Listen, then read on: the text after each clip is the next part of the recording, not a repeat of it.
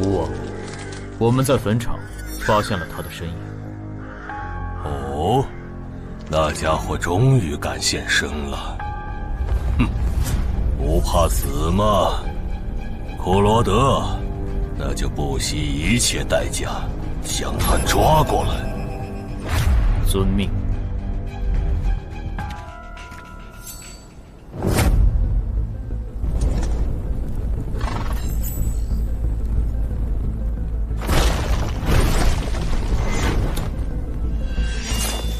是不是打败你，才会放过我？那看来是没谈拢了。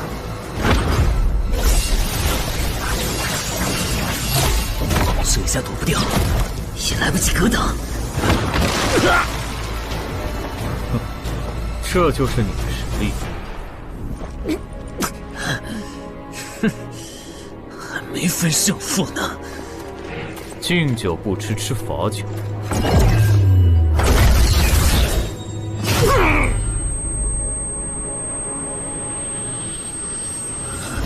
认输吧。做梦。不灵。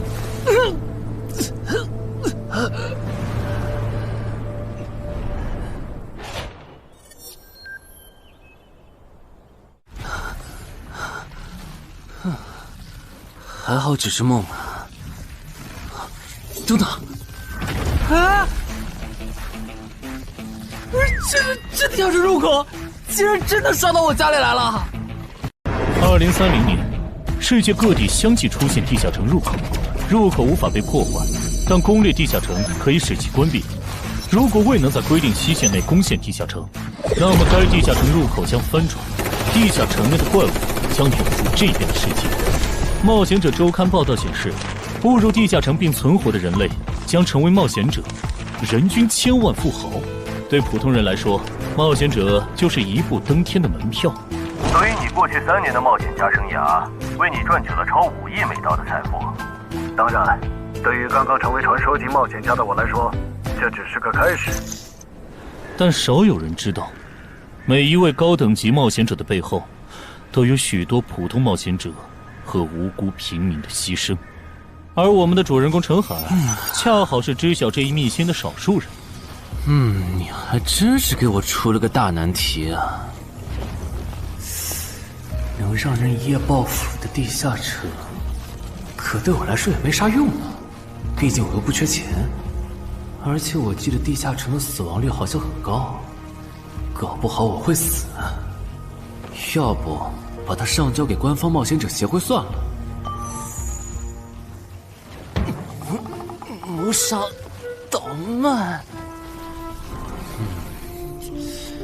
但放这也不是事啊。这样，我先瞅瞅这地下城啥类型，要是死亡率低，我就自己搞定；真搞不定的话，再搬家，然后报警。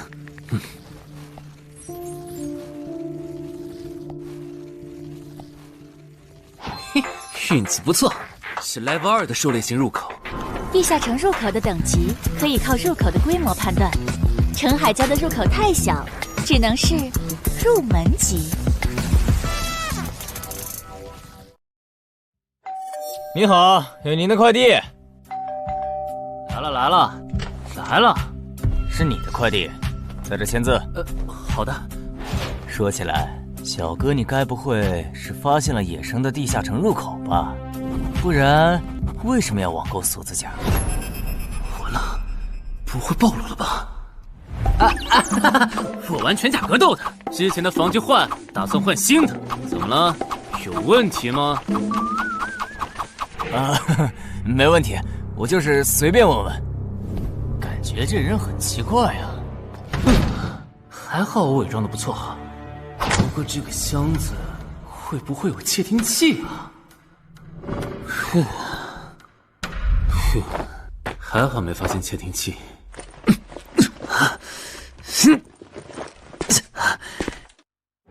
有点重，还有胸口也有一点点闷。走起来倒是不影响，还行。那么出发吧。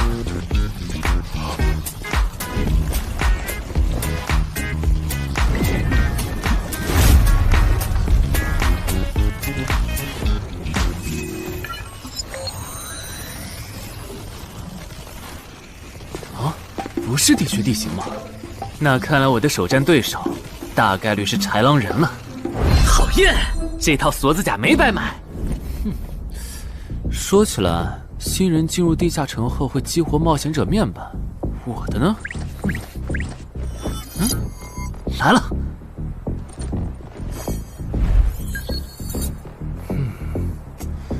我记得普通人基础属性是10点，8点算弱，14点就很牛了。但智力有16点，真没想到啊！虽然智力和魅力是前期最没用的属性，但16点的智力，就算是协会或者财团内部也不多见吧？膨胀了，膨胀了！冷静，冷静，看一下地下城的脱离条件吧。脱离条件：杀死任意一只潮汐鱼人。通关条件是全灭一个潮汐鱼人小队。等一下，为什么是鱼人啊？我血产过敏啊！就不能给我安排点正常的对手吗？啊！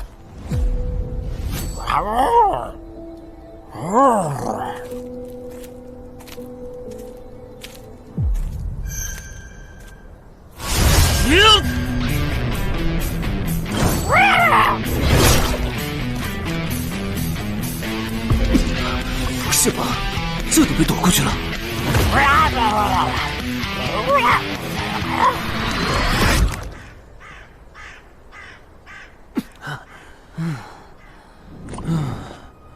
不是，这个地下城的难度标注是不是搞错了？一个落单鱼人就能把我打得差点翻车，如果遇到满编的鱼人小队，我岂不是要就地归西？啊，等级增加了2级，菜鸟，获得称号未与潮汐鱼人五五开，这玩意儿侮辱人是不是啊？算了，今天就到这里。还是等我请个健身私教，把基础属性练上来了，再来挑战这个地下城吧。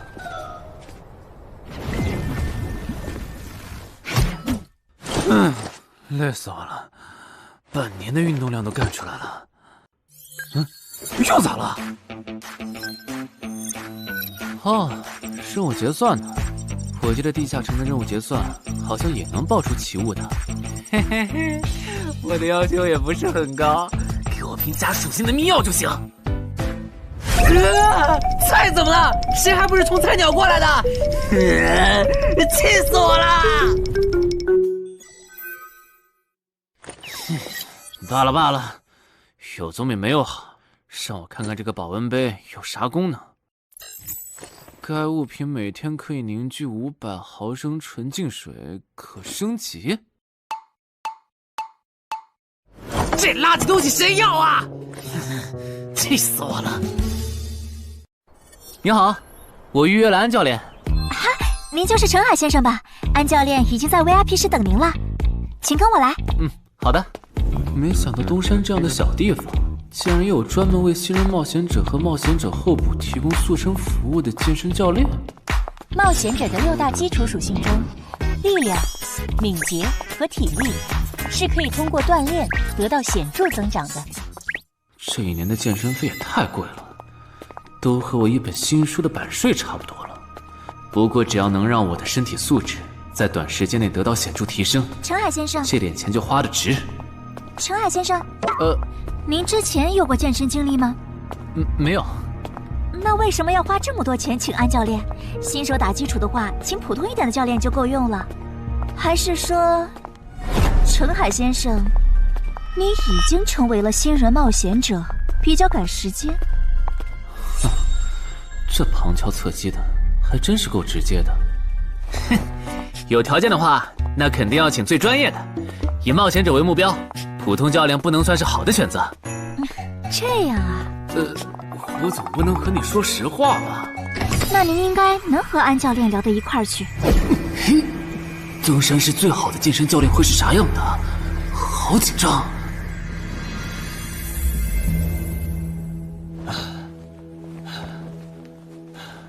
啊！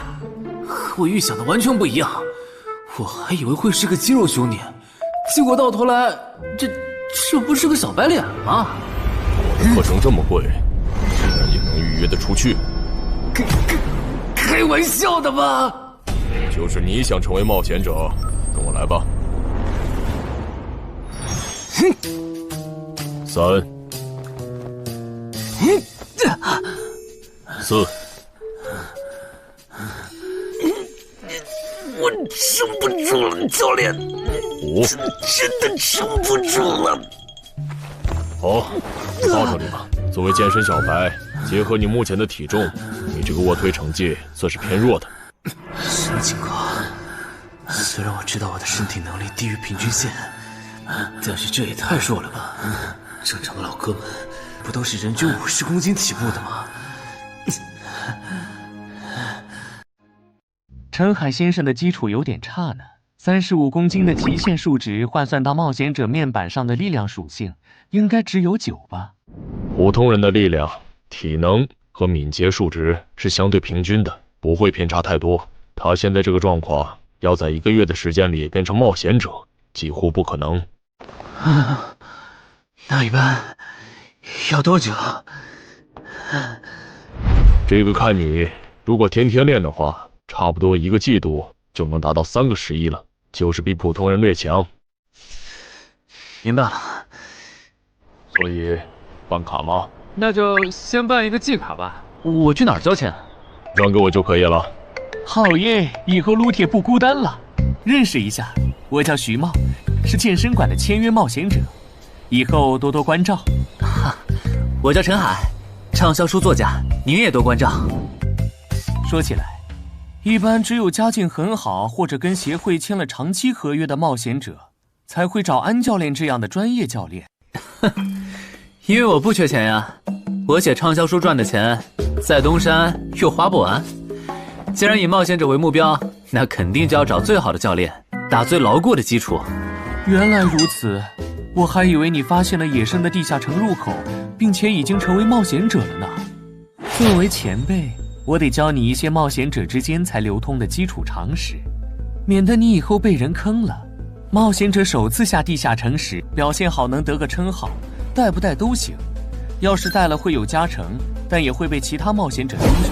有些专找低等级地下城入口的猎人，就爱顶着称号在可疑的人边上晃悠。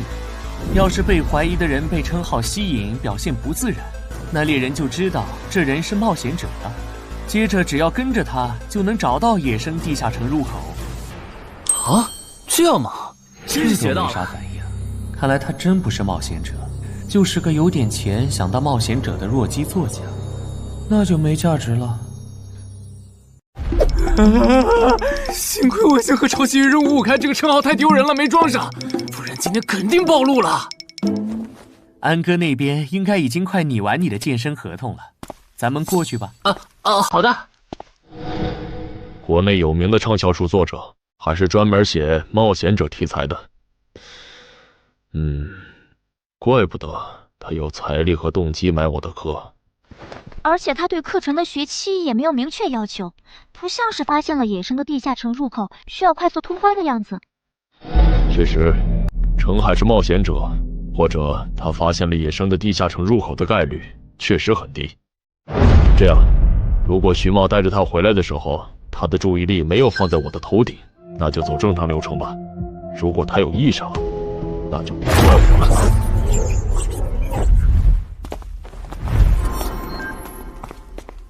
合同拟好了，你看完如果觉得没问题就签吧。好的。喂，不是吧？连健身馆的3A 级教练也……这边。那小子刚才看我的时候表情正常，看上去不像是刚发现地下城入口的小白。徐茂，你没做多余的事吧？怎么会呢？我可是健身馆的签约冒险者。那就没有持续关注的必要了。这份是您的，请收好。等下安教练会带您做体能测试。好，行吧。和我判断的差不多，你的体能也偏弱。接下来的1周，我们主要做力量和体能塑造。明天上午10点来健身馆找我，早饭别吃太油的。没想到国内规模最大的健身机构，竟然会依靠对新人冒险者和冒险者候补的身体塑造业务来钓鱼。如果我今天的演技再差一点，就要被他们吃干抹净了。恐怕全国各地，等等，这样看所有和冒险者沾边的服务，应该都有坑，包括我买的锁子甲。还好我当时觉得在同一家店购买防具和兵器的行为有点不打自招，不然网购锁子甲的时候就暴露了。看来我还是低估了冒险者这个职业的潜在风险。得调整一下计划了。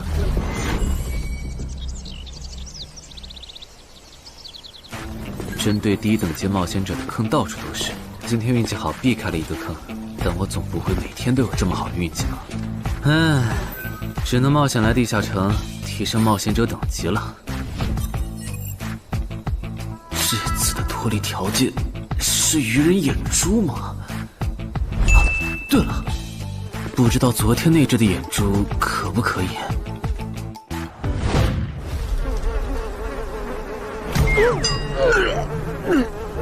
早都被啃光了呀！看来这附近有类似野狗的生物。不过好在眼珠还在。好耶！今天可以不用战斗了，等下只要记录一下这地下城的地形。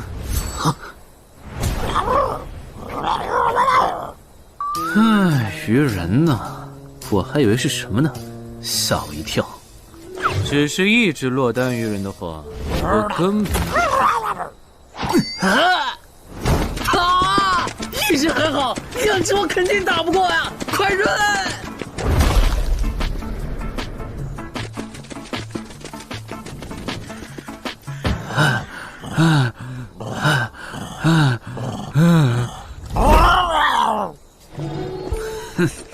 没发现吗？你和你的同伴跑散了。现在换我来进攻了。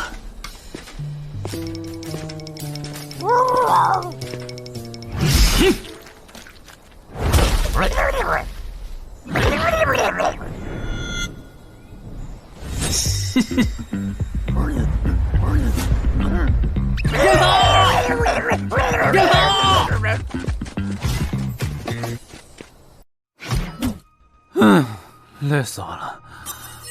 不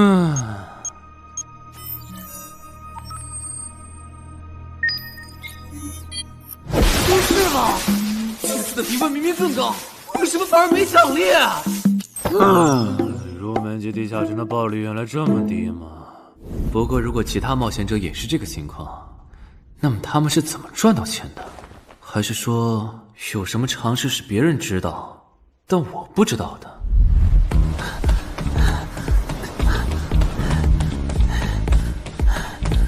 我外出的这几天，他都是这个训练强度。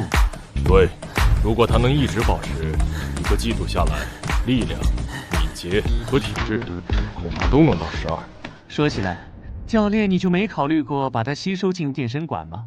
你回来之前我就问过了，但被他拒绝了。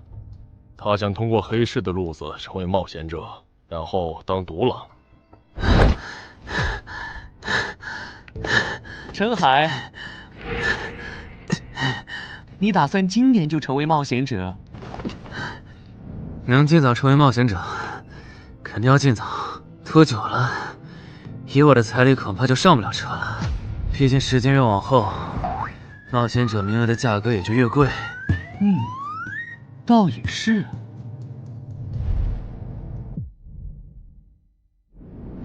算上前天安教练的招揽，我大概可以肯定，徐茂和安教练已经排除了我拥有入门级地下城入口的可能了。接下来可以找一个合适的时机。发什么呆呢？在想事情？没，可能是太累了，有点走神。对了，截止到现在，你的前期投入都赚回来了吗？还早着呢，照现在这进度，起码得等我到11级才有可能回本。为什么是11级以后？因为1到5级的冒险者挺好混的，有老手带着，完成任务就能撤退，死亡率极低。没想法的就可以这么混等级。而6到10级后，任务变难了，怪物的情报就值钱了。上阶段的混子在这阶段就去收集情报，死亡率虽然变高了，但还能接着混。只有到了11级，地下城的难度提升到混都没法混的时候，才是我这种冒险者开始盈利的时候。这个阶段的冒险者对实力的提升最为迫切。装备、奇物、技能书，一切能提高生存率的东西，都能卖出很高的价格。不是，我不明白，11级后的地下城那么危险，为啥6到10级的冒险者不提前准备？不提升有很多原因，一是官方不管民间冒险者攻略地下城的事，好多冒险者到11级就想退回去过正常日子了；二是地下城的东西只能让一小部分冒险者在精英地下城混下去。11到15级赚得多，但风险也大，而6到10级，有人光靠收集情报和做后勤就能回本了，所以他们也就没必要冒着生命风险去11到15级这个阶段打拼了。原来如此，所有冒险者在6级，不，在更早前就已经完成分流了。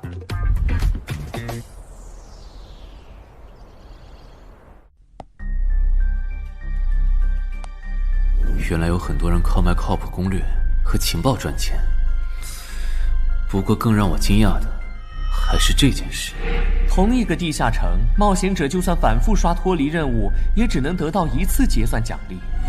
这样看，这个地下城入口能为我带来的价值，就只有通关奖励，以及将普通人转化为冒险者这2点了。我还是尽量单刷这个地下城，先用徐茂教我的方法收集情报为主，然后再考虑要不要继续当冒险者了。脱离条件找到湖。啊，这次的脱离任务竟然不需要战斗，还好买了一架无人机做辅助，不然纯靠人力搜索找湖肯定是个大工程。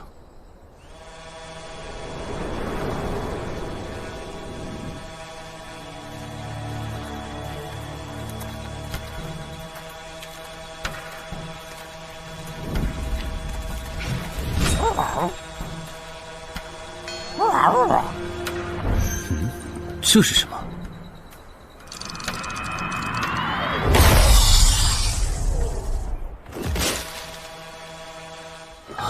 刚才那个应该是鱼人吧？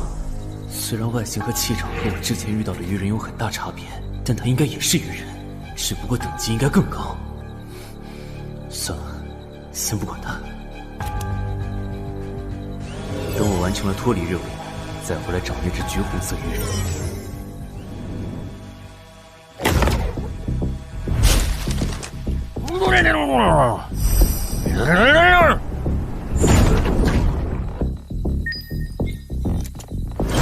找到了！哼，怪不得森林地形的地下城会刷出鱼人这种怪物，原来森林深处藏着一个这么大的湖吗？这样的话，脱离任务就算完成了，不用和鱼人接触可真好啊！接下来，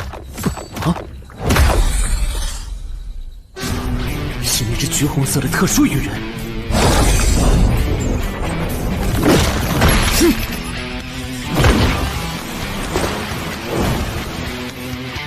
幸亏我刚刚反应快，不然可就重伤了。不过我新买的无人机的遥控器，我的心在滴血啊！不对，现在不是想这些的时候。这只鱼人的速度太快了，我必须慎重对待。啊！1只、2只、3只、4……哼！好好险！如果不是穿了锁子甲，我这条胳膊估计就废了。这家伙，真的是新手级冒险者会遇到的对手吗？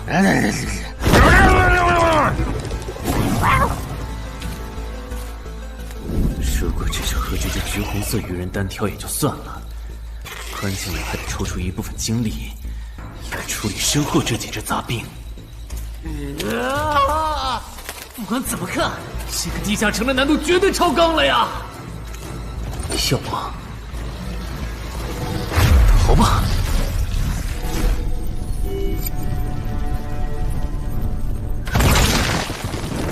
我说玄岁，你这样很像是在虐尸出气。有吗？归根结底，还不是这只哥布林太弱了，扛不下我的拳头。能扛住才怪呢！你这样的怪物在入门级地下城里，怎么可能会遇到对手嘛？有的哦。如果我能遇到传说中的 bug， 只要能从他们手底下活下来，我就能拿到补偿奖励奇物升级券。到时候我成为传说级冒险者，就更有戏了。奇物升级券和它的获取方式，无论怎么看，都只是博人眼球的谣言吧。脱离通关任务重置了，在高战力异常鱼人个体的追杀下活过3分钟，任务完成后将得到额外补偿，奇物升级券。不是吧？我都准备逃命了，你给我整这个，要玩死我吗？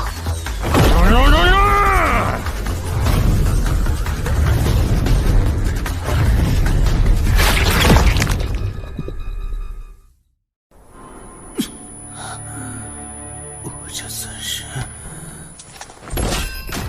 逼上绝路了吧？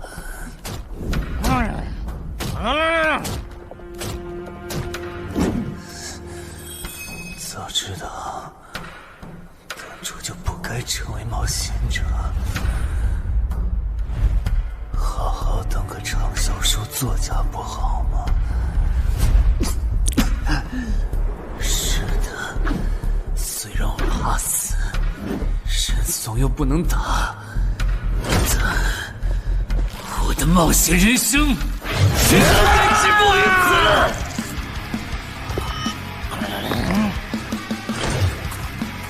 想想，我现在还有什么牌？我现在还能打出什么牌？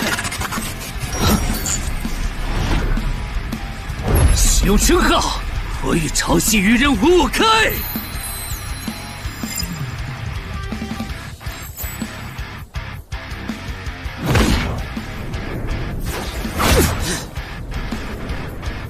身体变轻盈，力量也变强了一点。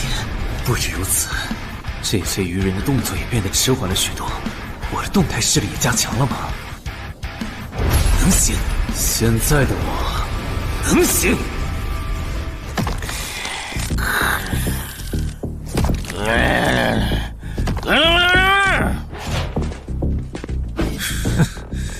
没想到高级鱼人说的话，我竟然能听懂。就剩你了，头目。我是干掉了这只下级士兵，别再得意忘形了啦！我知道的，即使身体能力获得了大幅度提升，穿上这一层锁子甲的我，依然不具备能和这只橘红色鱼人拼速度的可能。机会只有一次，对方的进攻方式、路线和目标都已确定，我要做的就是舍弃头部的防御，用它做诱饵，争取到一次以伤换伤，重创对方的机会。如果这一次机会我没有把握住，那么迟到教训的他，必然不会再给我翻盘的机会了。这种生死皆在一瞬间的体验，真让人血脉喷张，沉醉其中，无法自拔。就是现在！我这不是挺能敢的吗？不可能，绝对不可能！开什么玩笑？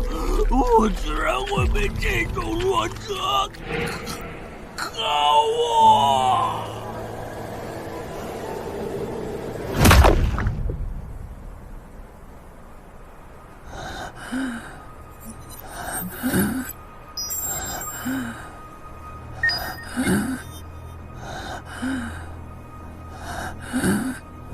这下总不能还判定我是菜鸟了吧？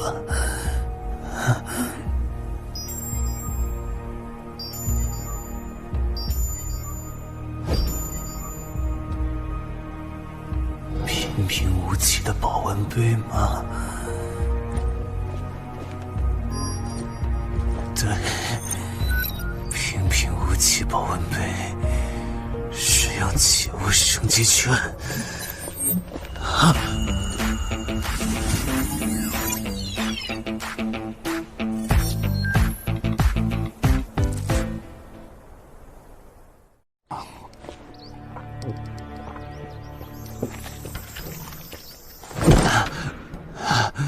活过来了。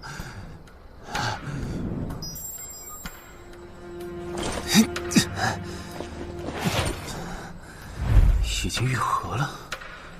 冒险者面板，冒险者等级竟然提升了，不过还是菜鸟。哦，感知也提升了一点，还获得了一个新称号——至死地而后生。哼，倒是个意外之喜。再看一下通关任务重置后变成什么了。挑战等级上升了，脱离任务刚刚也完成了。不过这通关任务捣毁潮汐鱼人的孵化池吗？算了，这个通关任务明显不是现在的我能处理的。溜了溜了。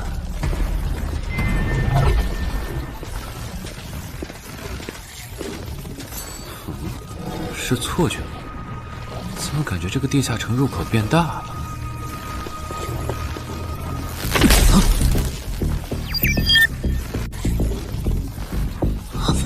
等级不足，这个地下城升级了。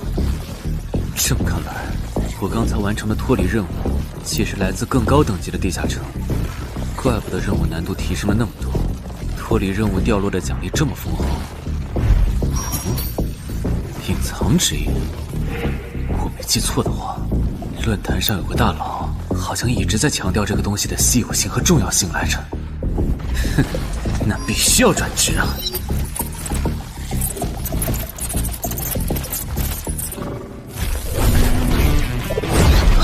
什么情况？感知竟然提升了，死亡行者也算是新职业了。越接近死亡的话，属性点提升就越大，可以1至4点。刚刚是啥玩意儿？我家？这就是感知16以后的世界吗？即使闭上双眼，我的大脑依旧能够准确勾勒出客厅每一角。真不敢想象，20点感知的人类眼中的世界又会是什么样子。说起来，我与潮汐鱼人555开这个称号的效果，刚刚在地下城已经体验过了。这个至死地而后生的称号，效果又会是什么呢？被逼入绝境以后，就能得到力量、敏捷、感知，每个加4点的加成。这个称号的触发条件和死亡行者的触发条件差不多哎。等等，也就是说，死亡行者搭配至死地而后生，极端条件下可以给我带来8力量、8敏捷、9感知的提升。哈哈哈哈！这也太超模了吧！胆子再大一点，以后遇到打不过的敌人，我完全可以靠自残触发效果让属性提升。等干掉敌人以后，再用稀奇古怪的回血药水把状态拉回来。而且回血药水的用处也不止于此，有了它，我再也不用担心健身过度肌肉拉伤了。反正每天都能回一次血，完全可以想怎么练就怎么练。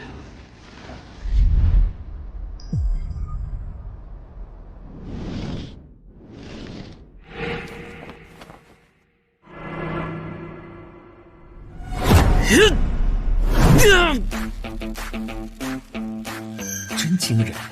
只用了不到2个月，就达到了正常人要用1年才能取得的成果，至少有16，甚至都有可能17或者18了。陈海还在练呢，恭喜啊！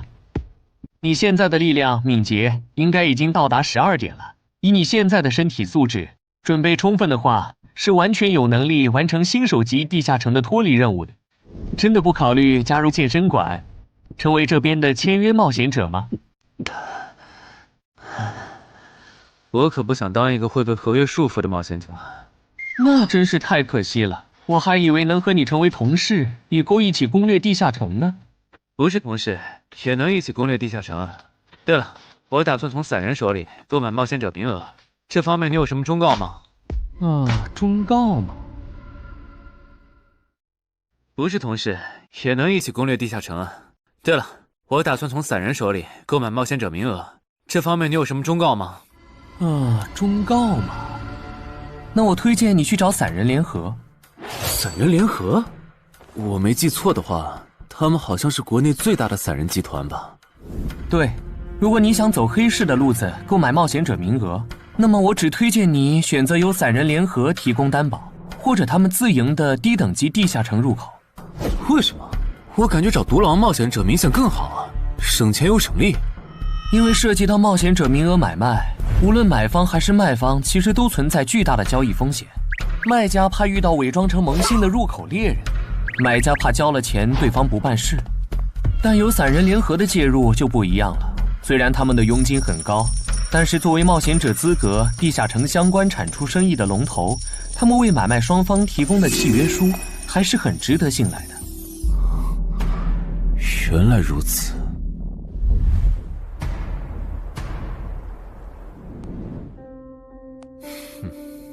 查了一下，整个漳州只有云霄市的这个老廖稍微靠谱点，找了散人联合做担保。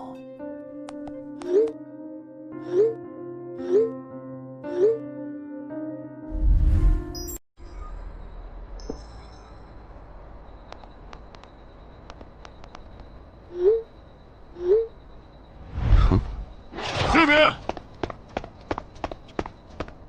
云霄老司机，没错，你就是爱写作的东山市民吧？你好，就差你了，快跟我来。签完契约书以后，我好带你们去地下城。好了，契约的内容分3项：一，交易完成前尾款钱我方承担；二，双方都不能做出违反安全协议的行为；三，不能向任何人暴露此地下城入口的具体位置。诸位对契约内容有疑问吗？没有。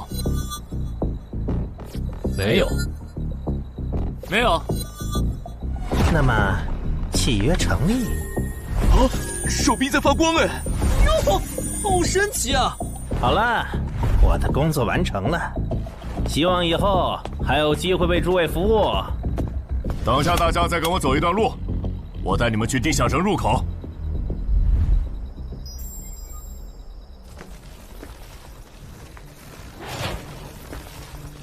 这个地下城入口的位置确实隐蔽，难怪没有被官方和云霄市的资本发现。好了，大家排好队，按顺序进入。我先走一步，给大家带路。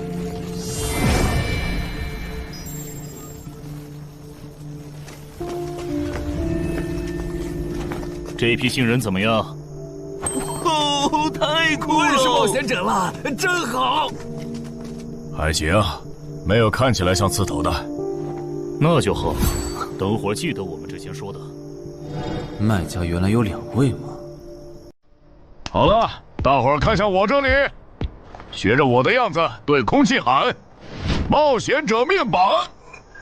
冒险者面板！大家可以在冒险者面板的个人信息栏查看到自己的基础属性，往下滑动，可以在任务栏查询任务。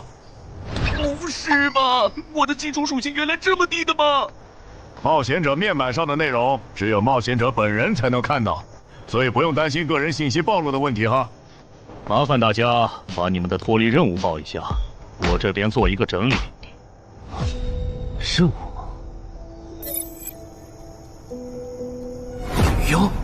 这个物种，论坛的入门级地下城怪物图鉴里好像没有。这个地下城有问题。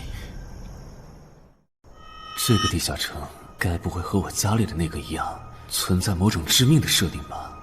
基于幸存者偏差，如果一个入门级地下城的怪物没有被收录进论坛的新手常见怪物图鉴，那只有2种可能：要么它确实很罕见，要么就是遇到它的冒险者基本都死在地下城里了。警告！警告！此人违反了安全条例，未说出正确的脱离任务。那个眼镜男说谎了？不是吧？这才哪儿到哪儿啊？就有人触发安全条例了？你听我解释，肯定是他出 bug 了。契约式的契约当然不是绝对的，但对你这样的菜鸟来说，它是不会出问题的。你的脱离任务绝对不是采集高价值草药，你骗了我们。他刚进冒险者圈子，不懂规矩，做错事也情有可原。您大人有大量，再给次机会吧，是不是啊？对，再给我次机会吧。下不为例。大家再说一遍自己的脱离任务哈，这次别搞错了。我的任务是找到湖中女妖。我是聆听女妖之声。我的是凝视女妖10秒。我的也是找到女妖。接下来我会带大家去女妖出没的林中湖泊，大家跟紧一点，别掉队哈。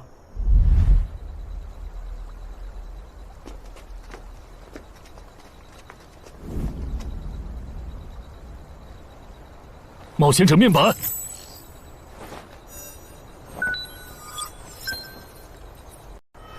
他在干嘛？呼唤湖中女妖。他怎么知道这样做可以召唤湖中女妖的？这就涉及到商业机密了。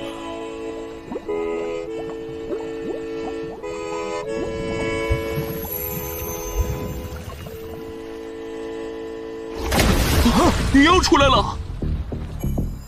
我的脱离任务完成了，我的也完成了。8、9、10。大家把耳塞戴一下，女妖马上就要唱歌了。不戴的话会怎么样？女妖的歌声会破坏你的大脑。刚成为冒险者的 Level 1萌新，一整首听下来，大概会当场暴毙吧。什么？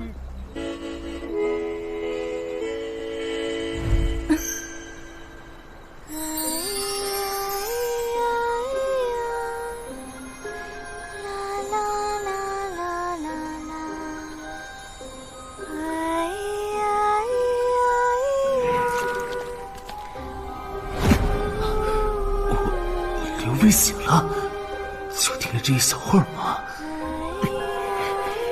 还好我戴了耳塞，歌声听得不真切，不然恐怕已经死掉了。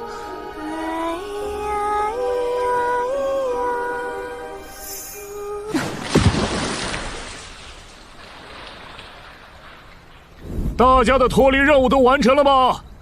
都做完了，那咱们就原路折返回去了哈。搞笑，让我们原路返回？来之前我已经查过了，地下城里的植物和矿产都是很值钱的。你这么急着赶我们走，不会是想要独吞这个地下城的产出吧？我们可是付了钱的，为什么不能在这个地下城采集高价值草药和矿产来回血？等一下，咱们的契约书里可没有这条。但也没有不准我们完成脱离任务后采集高价值草药和矿产的条例吧？原来冒险者还可以在地下城内采集草药和矿产的吗？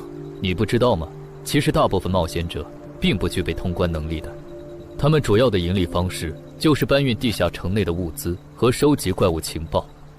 你是觉得脱离任务已经完成了，我们又碍于契约不能对你出手，所以可以发难了是吗？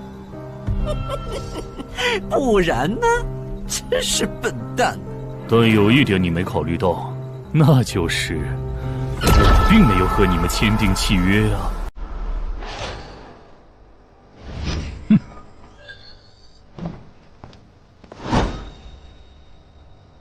你们两个什么意思？没什么，单纯看不惯而已。我觉得这位朋友的理由其实挺合理的，只是一些药草和矿产，没必要那么计较吧。但是基于契约文书第1条的话，如果有人死亡，我们就拿不到尾款。你可以保护我们啊，作为回报，我们可以将采集到的一部分物资分给你。不好意思，我们并不想冒这个风险。真的只是因为不想冒这个风险吗？难道不是因为这个地下城藏着别的秘密，你们怕我们发现它吗？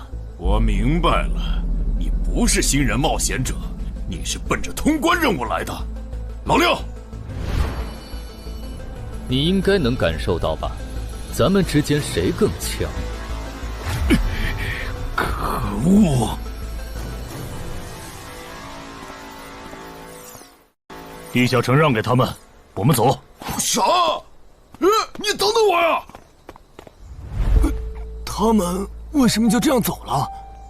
这不很明显吗？这2位帮我们说话的朋友，其实是比那2个人更强的冒险者呀。过奖，其实强的不是我，是我的这位朋友。等等，不太对，3人联合的契约师不会蠢到让假装萌新的冒险者轻松找到契约书漏洞，这不符合逻辑。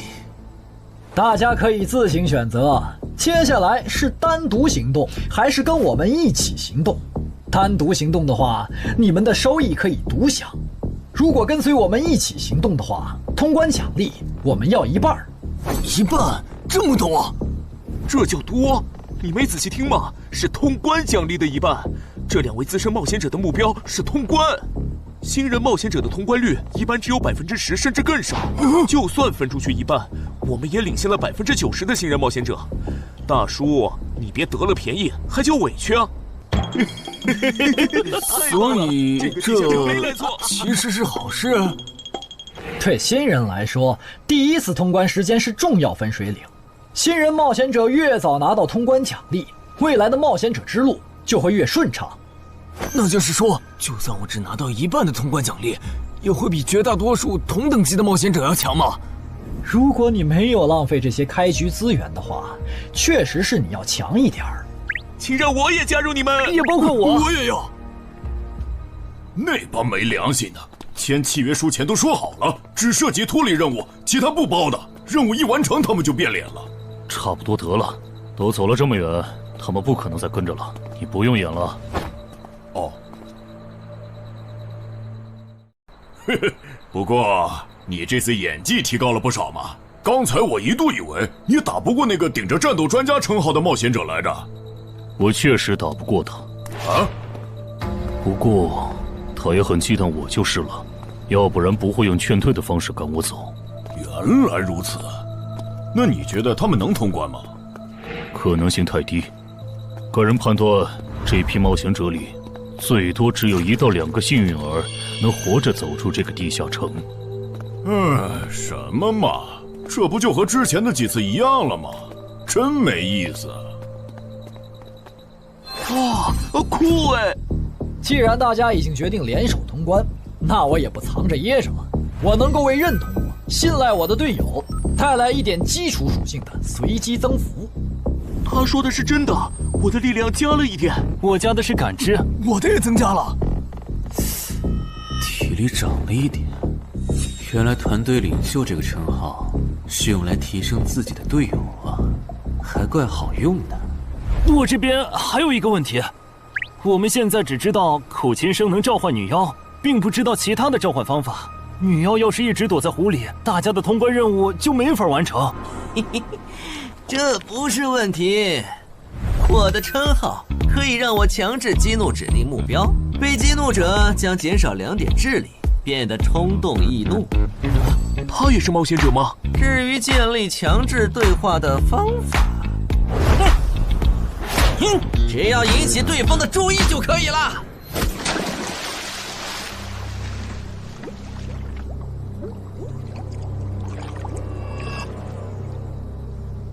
蠢货，你过来呀！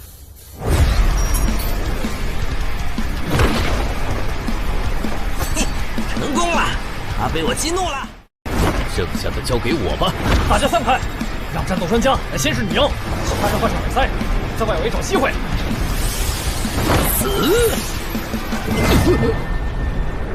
超过去了！开什么玩笑？竟然是灵体！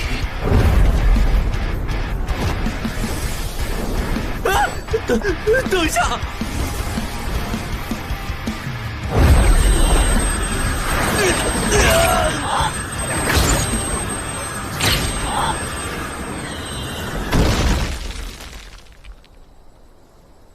还好有耳塞，只是鼻子出血。不是吧？这个女妖原来是个妖魂！娘，有把握吗？有，但是会比较费时间。上一个地下城刷出来的僧侣之拳应该会有效，但熟练度还没上去，打起来会很慢。慢就慢了，这只女妖应该没有其他攻击手段，对我们的威胁很小。我有预感，这个地下城的通关奖励会非常丰厚。哼，愚蠢的选择。等等，你先别走。不是吧？10万个人里都不一定能出一个的感知16点的人，竟然让我……你为什么觉得他们的选择是有问题的？使用称号，他们当我不存在，真晦气。喂，你搁这对空气自言自语什么呢？不是，我刚才……不是没人吗？幻觉吗？有东西过来了！什么东西？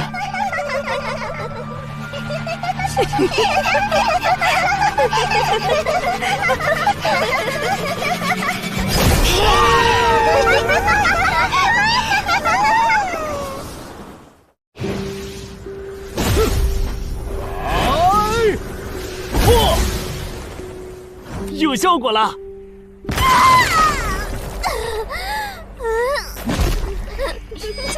什么声音？我们搞错了，这个地下城不止一个女妖，那2个卖家没安好心。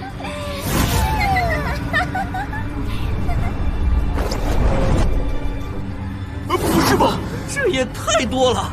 不行，这个数量耳塞已经没用了。还傻站着干什么？跑啊！为什么总是让我遇到这种事？天河子爷那时候是，现在还是。看在你老婆和女儿的份上，我觉得应该放过你。谁叫我最喜欢看别人抱憾终身，活在憎恨和痛苦中的样子呢？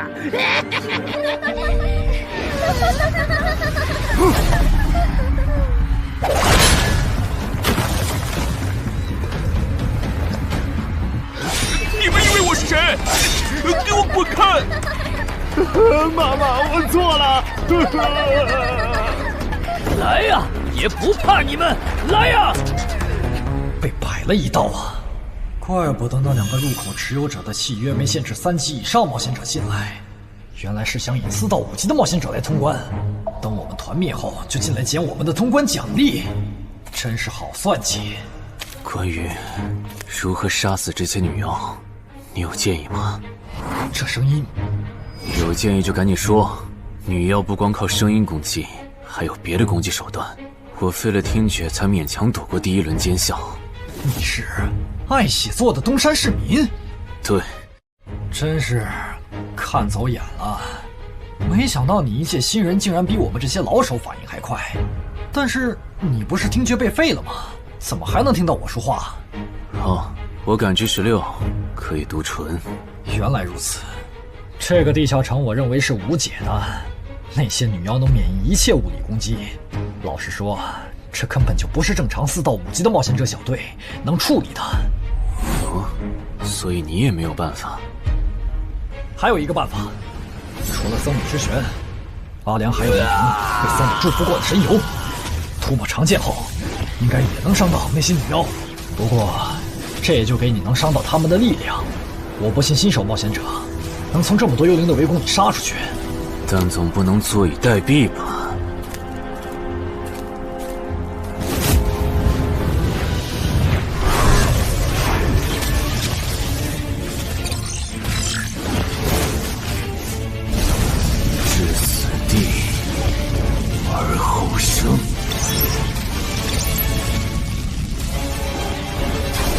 听到吗？我问过你的同伴了，他跟我说，要通关必须从你那里拿到被僧侣祝福过的神油。通关吗？能帮我拿一下吗？不好意思，我眼睛瞎了，恐怕没办法操纵冒险者面板取出你要的东西。这样吗？不过我还有一个办法可以让你得到它。什么办法？你干什么？就是以死后掉落的形式让你获取。其实我也不是非要那碗油杀人夺宝不可。20点的敏捷足够我甩开女妖逃出地下城了。我就是想试试能不能通关。虽然无论怎样，你都不可能活下来。哇，真的很吵啊！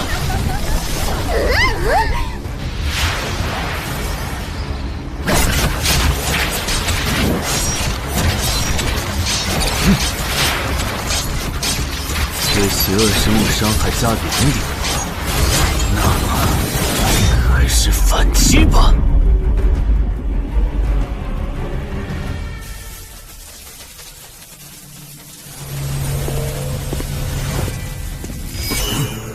好像有人从里面走出来了。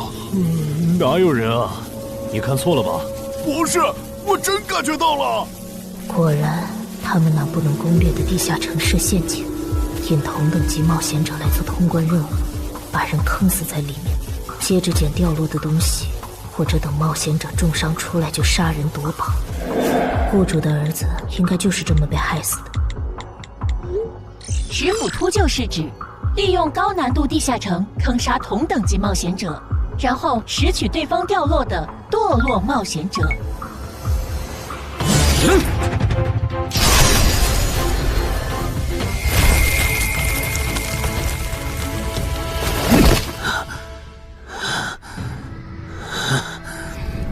好险！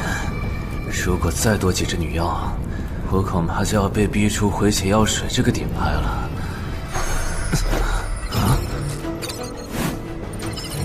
您的绝妙操作取悦了路过的死亡主宰，得到其恩赐，亡灵亦不能杀死我。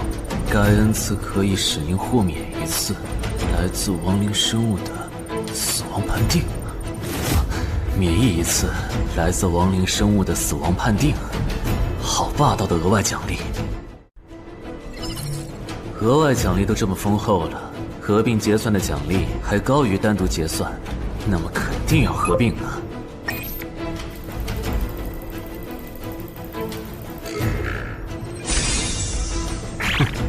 果然，除了稀有级奇物和新称号以外，还给我报了2个专属技能。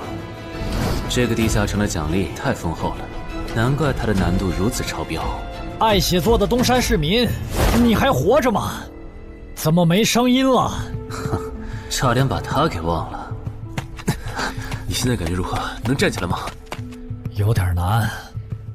那只能扶着你了。其他人是不是都死了？胖子、四眼、大叔，还有你的2位同伴，都死了。你应该不是第一次进入地下城吧？哼，我还以为你不会主动说破呢。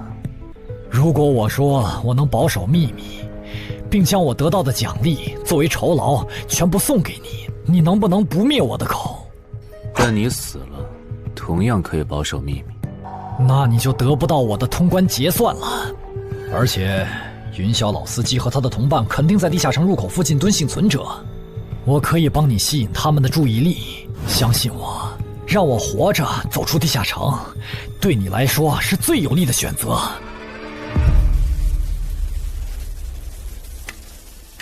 看到了吗？这才是真有人出来了。哎呀，刚才那次算我看错行了吧？等等，地下城在坍缩，他们通关了。不对，小心右边的冒险者，他绝对不简单，肯定是狼。先干掉一个弱的，接下来到你了。东山市民，你好大的胆子！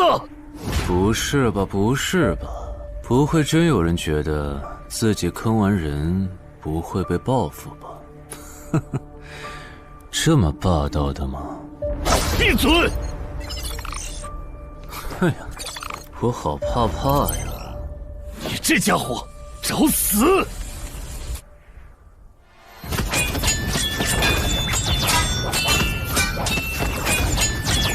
这俩人相互厮杀的程度，有些7级甚至8级的冒险者都没这么夸张的速度。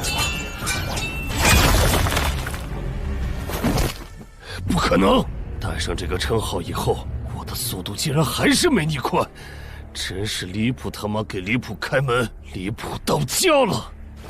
你的敏捷难不成有17，甚至18？可，你猜？冒险者面板！哼，不比速度了。不比了。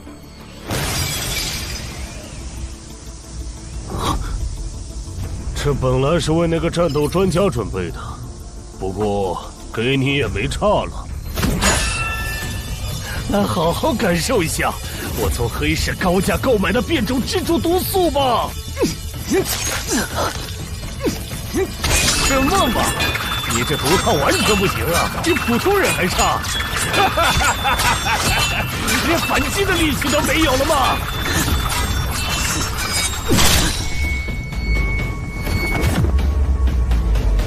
太慢了，太慢了！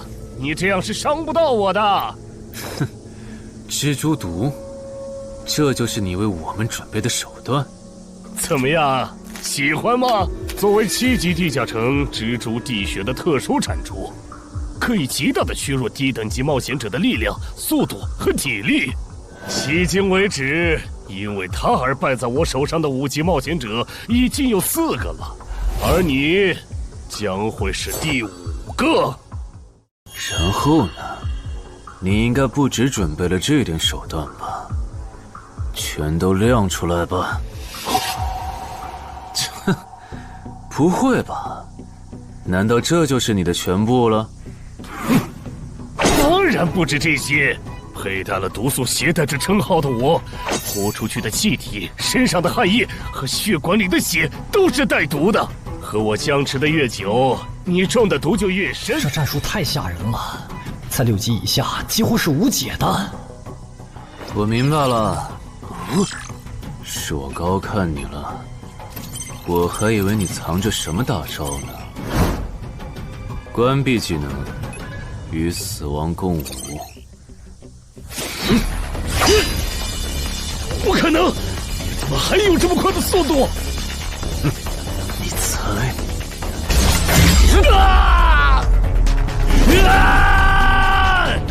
别太得意了！太慢了，太慢了！你这样可是伤不到我的。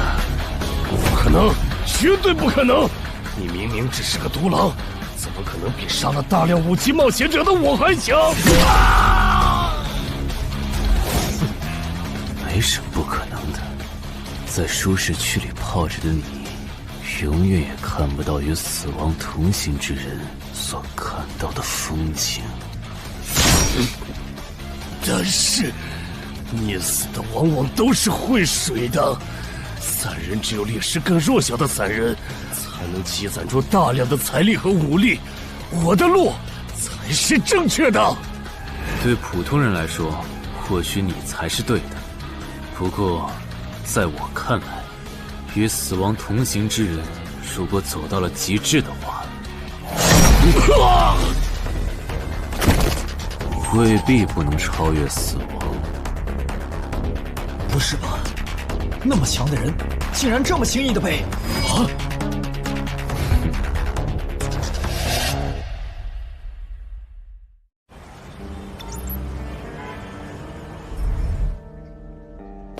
你这运气也太差了吧！啊，徐茂，你怎么来了？来看你啊！第一次进地下城就遇到了能免疫物理攻击的怪物，好不容易通了关，还被师傅秃鹫堵门。不过也多亏了这次经历，让我得到了置死地而后生这个称号。也是，还算幸运。那些传说级冒险者，哪个没在5级以前越级挑战过对手呢？对了，个人建议不要让别人知道你的主要称号，情报泄露是很致命的。冒险者要防的不只是地下城的怪物。原来如此，学到了。虽然女妖之森的入口持有者，官方说是被另一个幸存者杀了，但我查过，那人主要称号侧重团体战斗，单人作战能力没强到能杀掉2个石斧秃鹫，所以怎么了？我脸上有什么东西吗？没什么，我只是突然想起来，高教练月底就要回东山了。你这边养好伤以后，记得回健身馆报道。关于你的塑身计划，要进入第2阶段了。好的。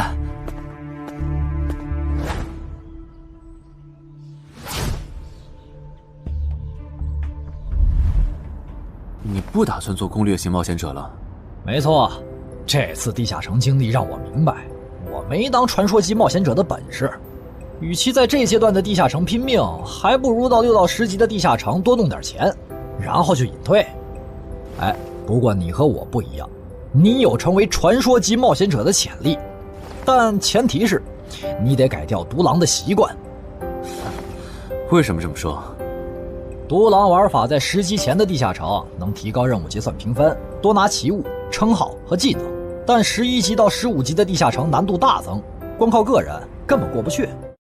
如果你想成为传说级冒险者，10级前就得组建自己的攻略团队，不然在11级到15级时，要么会掉队，要么就会被官方财团收编，就没机会再往上提升了。团队嘛，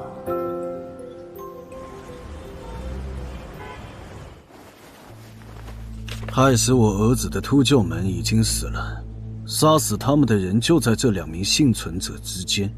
你认为谁才是帮我儿子报仇的恩人？他。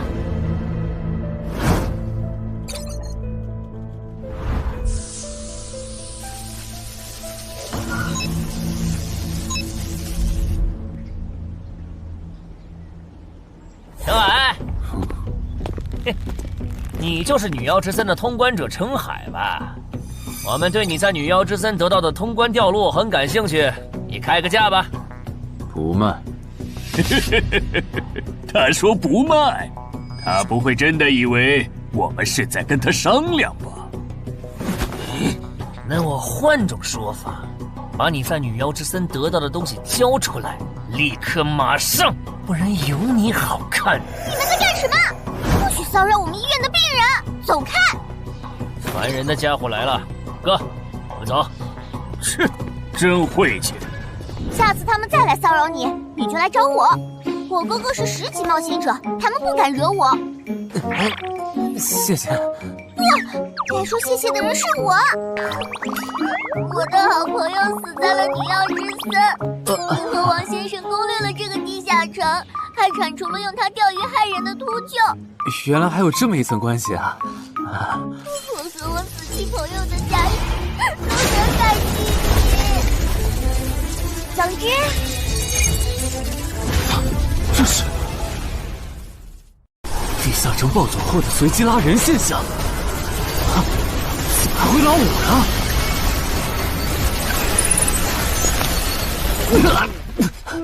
突！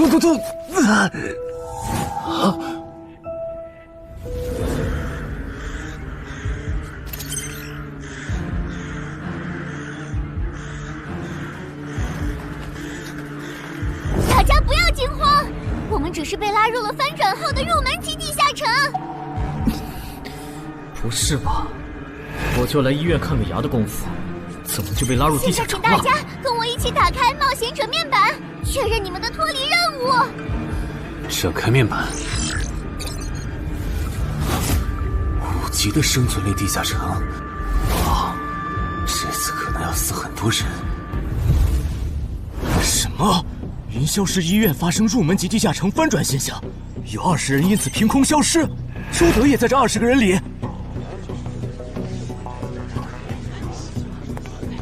情况如何？失踪人员名单已经整理出来了。被卷入地下城的一般民众有17人，冒险者3人。我们还找到了失控的地下城入口。不过什么？你的脱离任务和通关任务是什么？消灭10具骷髅士兵，存活1小时。你的呢？我的也是。那看来大家都一样。老弟，咱们的脱离任务难度和他们的不一样啊。还有那个叫陈海的小子也被拉进了这个地下城。正常，生存类地下城的脱离任务是根据挑战者实力的强弱划分的。至于那个叫陈海的，等咱们做完了脱离任务再去找他。那个，大家听我说，这个地下城非常危险，请大家捡起地上的兵器，3到5个人为一组，凑齐脱离条件以后，尽快离开吧。完成脱离任务以后赶紧离开？你算老几啊？在这指挥本大爷？说不定是人家想把咱们忽悠走了以后，独吞地下城的宝藏呢。不是，这个地下城真的很危险。这俩蠢货脑子有坑吧？对地下城的危险没有认知也就算了，还在这带节奏。这位先生是非常强大的冒险者，他前几天刚通关了一个难度非常高的地下城，还和同伴联手除掉了10府秃鹫。真的假的？就是锦城家园那栋烂尾楼，听说害死了好几10人。哦，想起来了，请大家相信他的判断。这个护士干嘛一直夸我呀？好烦呐！不过好在效果还行，能引起这些新手的重视就好。等一下，如果这个地下城真的那么危险，那你觉得就凭我们这些普通人，真的有能力完成脱离任务吗？先不说消灭骷髅士兵有多难，就按你说的，3到5人一组去猎杀骷髅士兵，最后肯定是青壮年组队，老弱被抛下。请问，你考虑过被剩下的人的死活吗？有道理。分开行动的话，骷髅士兵听起来就很难对付。就是，那就死掉了。很多人就是因为单走，才被地下城里的怪物杀死了。姐夫说的没错，被拉入地下城后，一定要拉拢人心，来拿到话语权，再利用话语权来强迫冒险者当我的保姆。能通关高难度的入门级地下城又如何？当你开始在意这些渔民死活的时候，就注定得当我的保姆了。你们能信任我吗？那跟我走吧，我带你们去完成脱离任务。好的。谁允许你们走的？作为在场唯一一个有地下城攻略经验的冒险者，你难道不应该留下来保护我们吗？对呀，能力越大，责任越大。我看他就应该帮我们把脱离任务给做了。对，送佛送到西嘛。第一，我不是官方冒险者，我没有义务来保护你们的安全。第二，不要对我道德绑架，不然我真的不介意走之前打断你的腿，把你留在这里自生自灭。这人怎么这样啊？保护老弱不是最基本的道德吗？活该他不是官方冒险者，看来道德品质不过关。你们干嘛去？我觉得那个人说的很对，既然通关任务是存活1小时，那肯定是越往后越危险。对普通人来说，早点完成脱离任务离开这儿才是最优解。切，不走留着被你们道德绑架，免费当保镖吗？我们又不是傻子。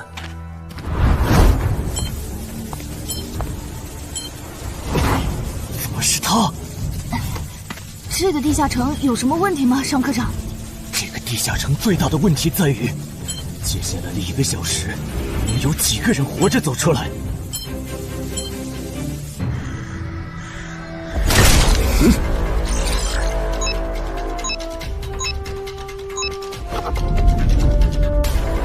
你们就学我刚才做的，用剑去砍那些骷髅士兵的颈椎。那你呢？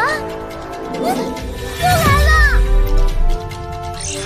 我嘛，就用我的老伙计和他们练练。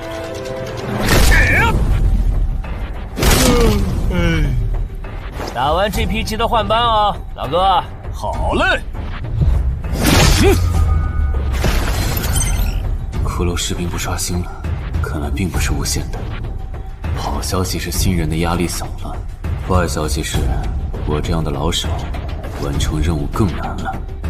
这周围的骷髅士兵被咱们刷光了，换地方吧。好。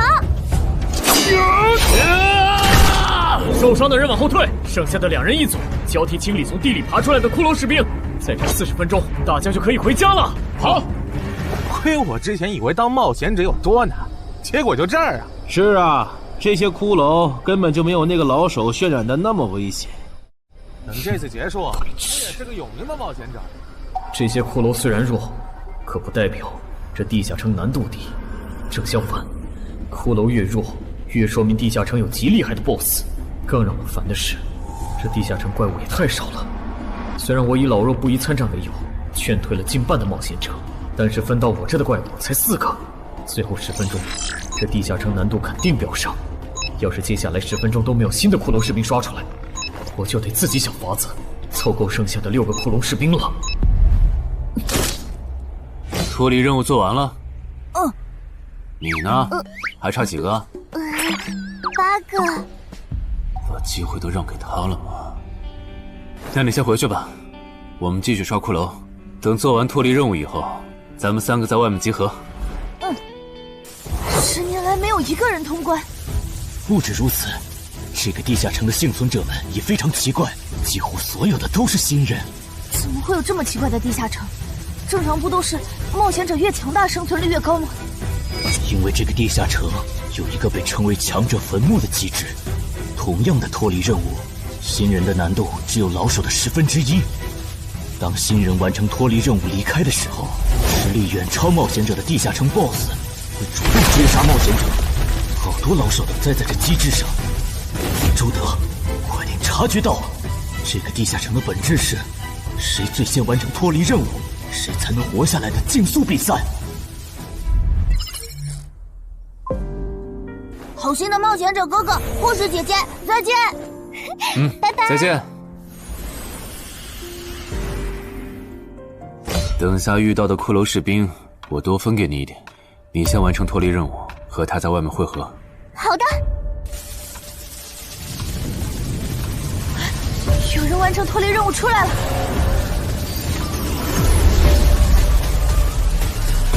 怎么是小孩子？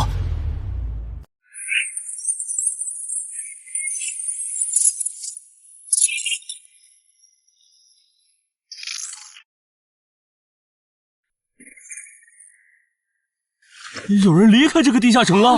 这个第2阶段是什么意思？原来是这么回事吗？这个地下城的本质是竞速。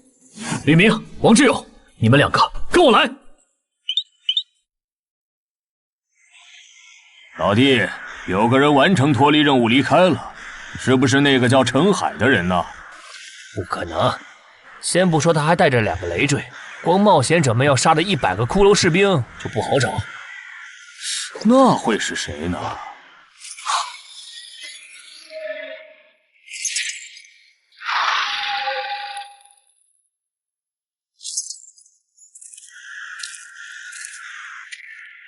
叫我们跟着他出来，都走这么远了，也不解释一下。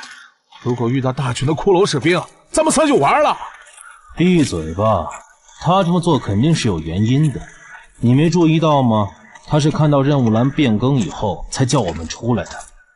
恐怕他比我们更清楚这个地下城发生了什么。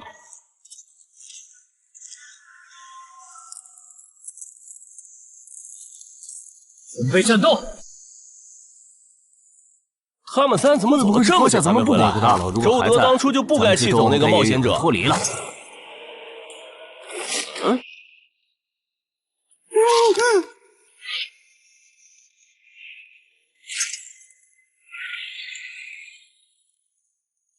周德、吕明，你们2个王八蛋，竟然拿我当挡箭牌，用完就丢！你们这2个小人！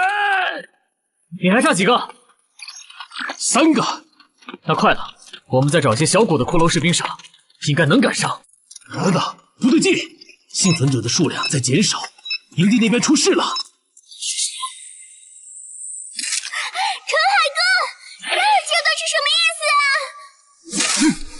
可能是难度提升，接下来会出现更强的怪物的意思吧？这个你别管。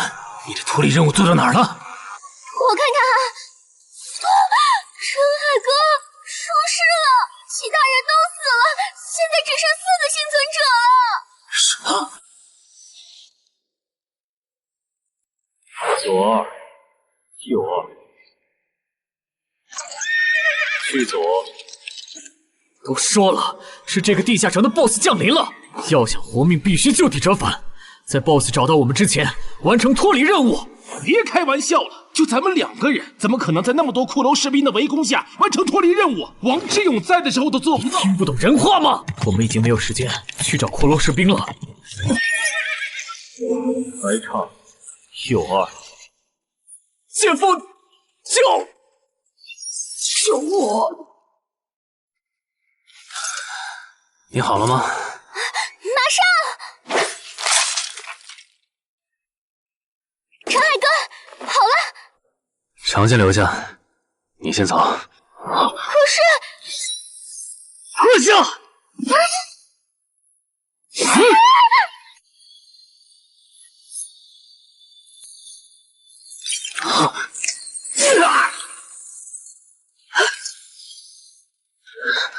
好强！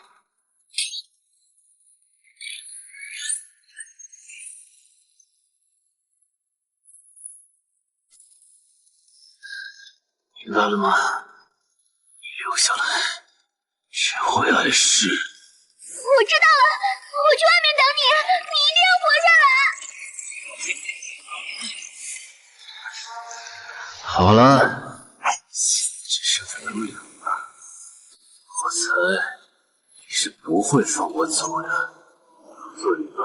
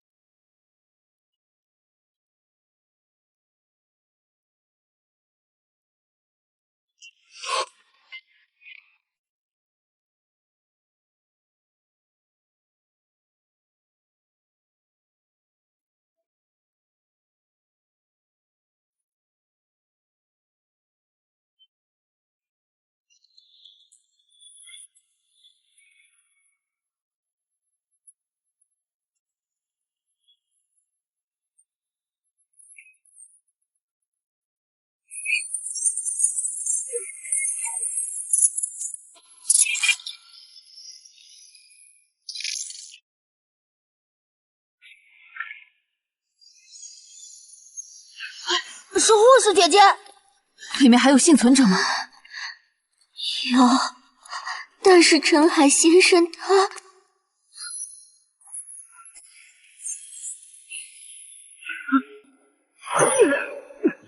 好强，这样下去不行，速度和力量我都不是他的对手。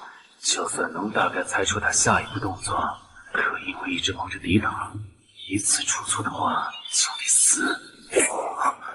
要走！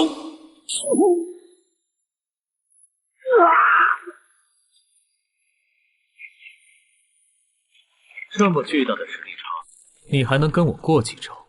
在我这儿撑这么久，了不起！好像在跟我说话，不对，现在不是该思考这些的时候。想一想，再想一想，到底该怎么做，我才能活下来？没戏了，把这边的情况汇总给漳州吧。就说云霄市医院地下城暴走事件，17名普通市民卷入，仅2名幸存，3名低等级冒险者卷入，无一生还。你在说什么？不是还没到时间吗？这才过去5分钟。就是。我能理解2位的心情，但是请不要再做不切实际的幻想了。这个地下城里的 BOSS， 就算是9级的我，也没有把握面对他能存活15分钟。你要等的人，哪怕是5级冒险者中的佼佼者，最多也就能坚持5分钟。你从地下城出来到现在都过去5分钟了，他还是没有脱离地下城，这意味着什么？你应该清楚吧？是因为我们拖累了他的进度。护士姐姐，陈海先生肯定能活着离开这个地下城，都是因为我们。是啊，全都是因为你们。如果没有那个多管闲事的冒险者帮你俩完成脱离任务，刘德才是最有可能活着离开这个地下城的人。我出去冷静一下，这2个新人的登记工作交给你了。那这个地下城入口怎么办？人都死光后，入口会在半小时内关闭，接着随机出现在世界某个地方。当然，如果你实在不放心，也可以盯到最后。好吧。你合格了。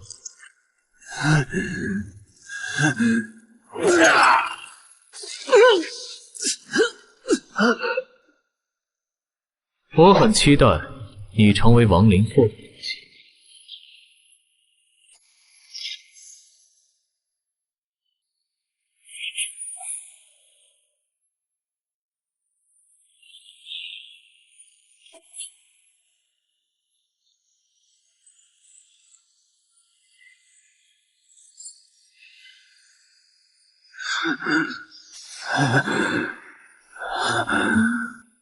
都赢了。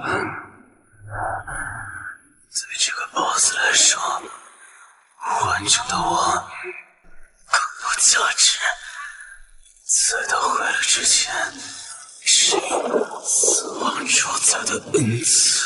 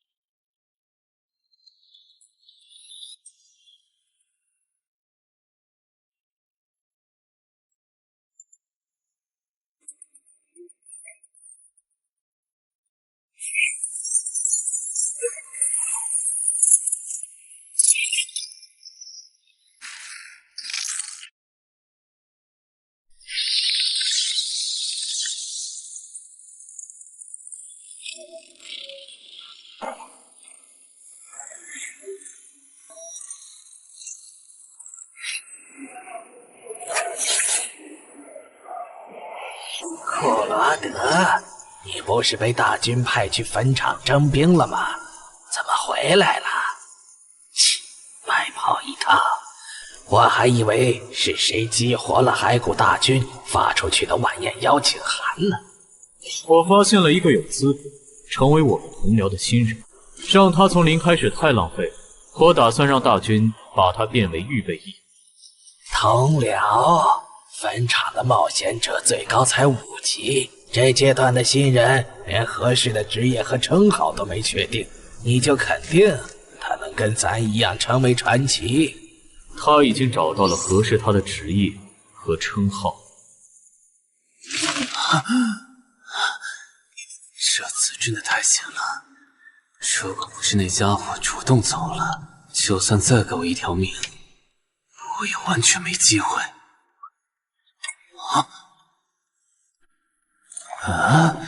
通关任务都显示完成了，为什么没有弹出来脱离选项？不会是必须完成脱离条件以后，我才能离开吧？在那个怪物意识到我没死之前，那得抓紧了。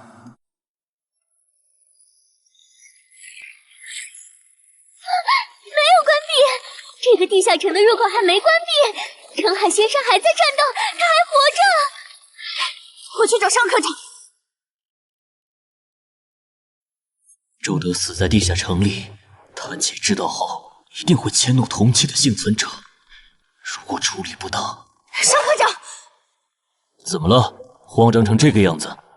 那个地下城入口没有关闭，结束的时间明明已经到了，但是他还在。怎么可能？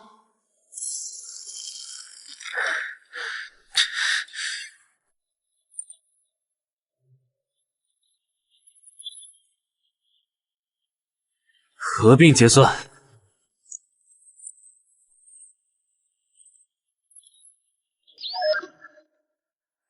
原来那个亡灵骑士叫库罗德呀，不过传奇级，坟场才5级，怎么会有这么超纲的 BOSS？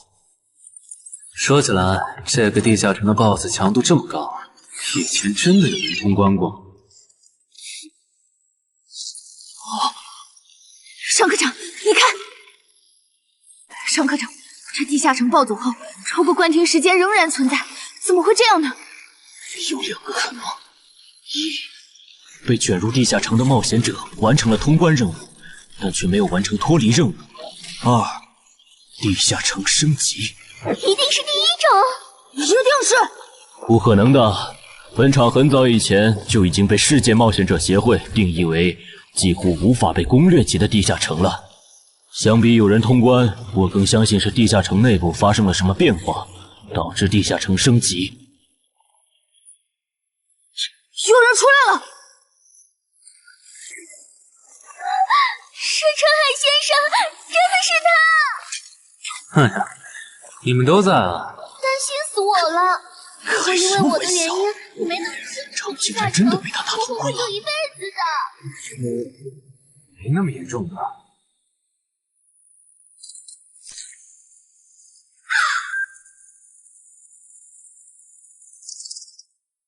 吴王，这是你驻守坟场以来第一次主动觐见吧？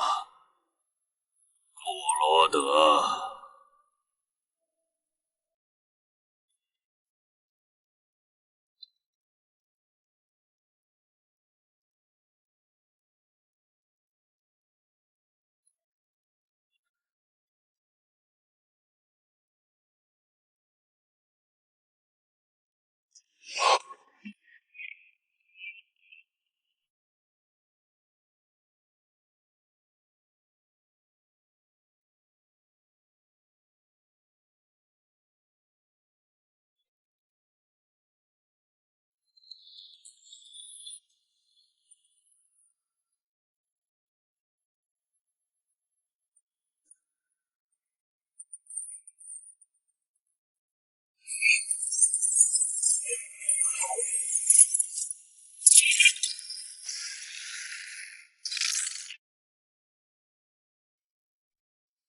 你知不知道，就在刚刚，你成为了全球首个通关坟场的冒险者。首通？我？对，你要火了。坟场这个地下城虽然等级很低，但是在冒险者圈子里很有名气。你首通的经历应该会吸引到很多资本和散人工会的招揽，当然也包括官方。所以现在是招揽环节。是的，你在女妖之森和坟场的表现已经充分证明了你的潜力。像你这样的超级新人，整个冥省1年下来也不会超过10个。作为云霄市地下城负责人的我，当然不可能错过。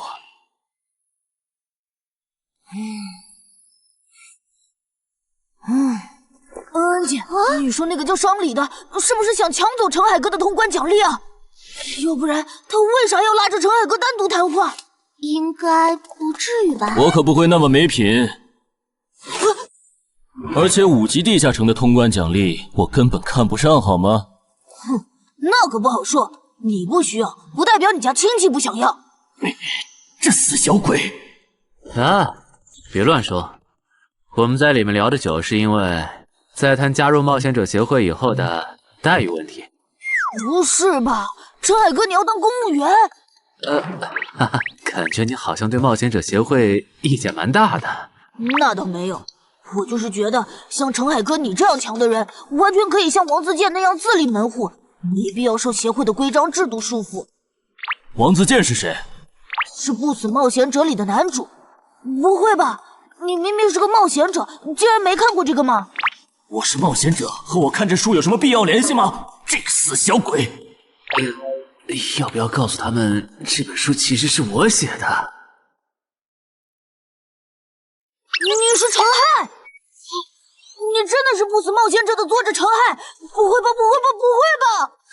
如假包换，不信的话，我可以给你看我写到一半的《不死的冒险者2》的小说原稿。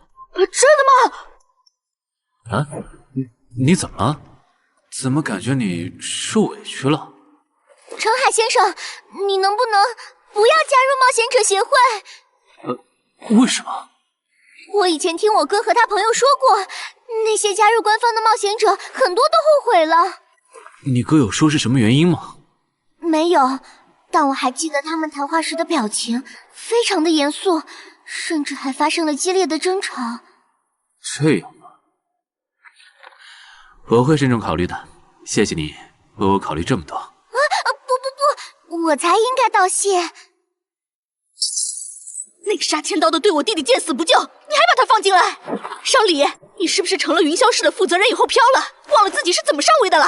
我没忘，我请他进协会不是为了护着他，他通关的地下城很特殊，过不了几天他就会被财团或大工会拉拢，好多事就不好办了。要是有潜力的成了官方冒险者，等他们跨过15级大关以后，到时候他们面临未知的危险，你是知道的。不行，那样太久了。他虽然有潜力，但不一定能突破15级变成传说。我要他下周就死。好吧，我知道了，那只能借刀杀人了。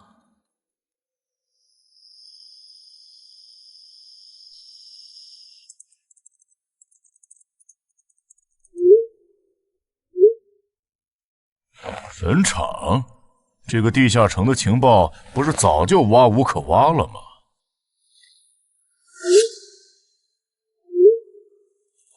这样就可以了。你确定？5级地下城的首通奖励对普通人来说不算什么，但对6到10级的通缉犯来说那就不一样了。要是澄海的情报到了黑市，不出3天，闽粤2省的通缉犯都会跑到云霄市，这样就能给你弟弟报仇了。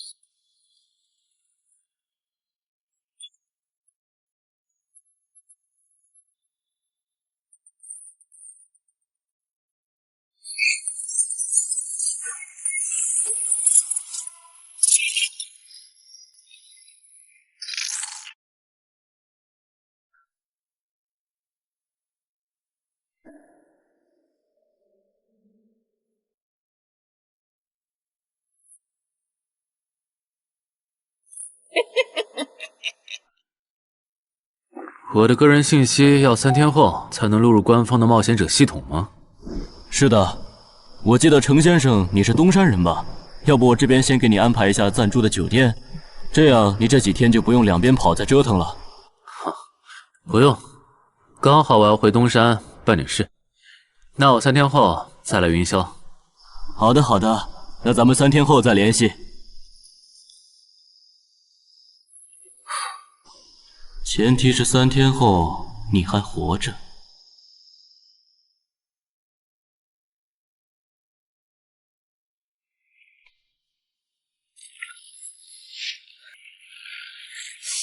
几天没见，怎么感觉这个地下城入口变得更大了？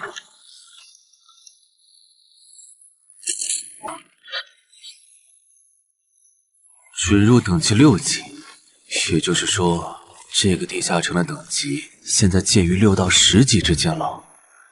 我现在是5级，按照之前的升级速度，只需要再打1个到2个5级地下城，就能升到6级了。上次翻论坛的时候，我记得东山这边好像有一个5级的地下城正在招募人手，我看看还在不在。好耶，还在。你好，请问你们的招募条件是？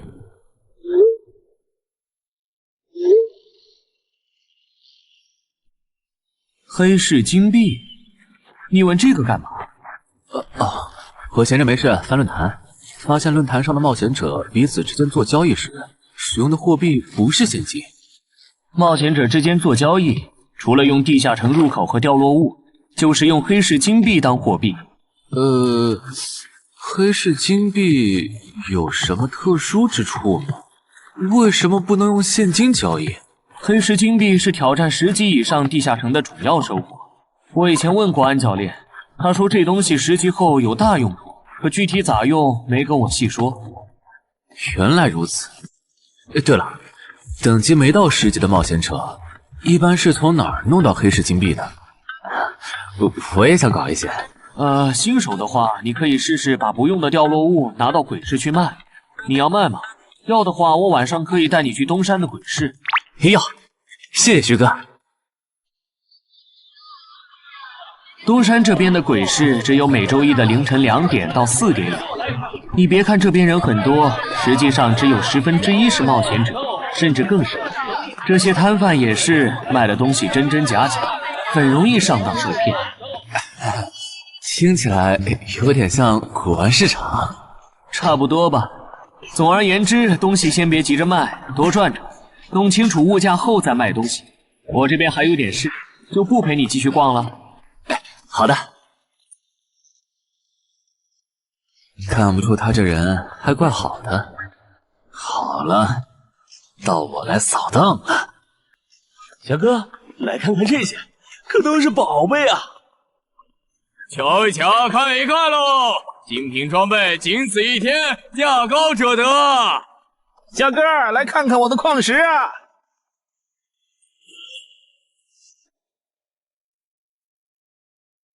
看他求购的内容，这个人想要攻略的地下城，该不会是女妖之森吧？这位小哥，你有我要的东西吗？如果是对付女妖的话，口琴和长剑应该可以。哈，有啊，你打算以什么价格收？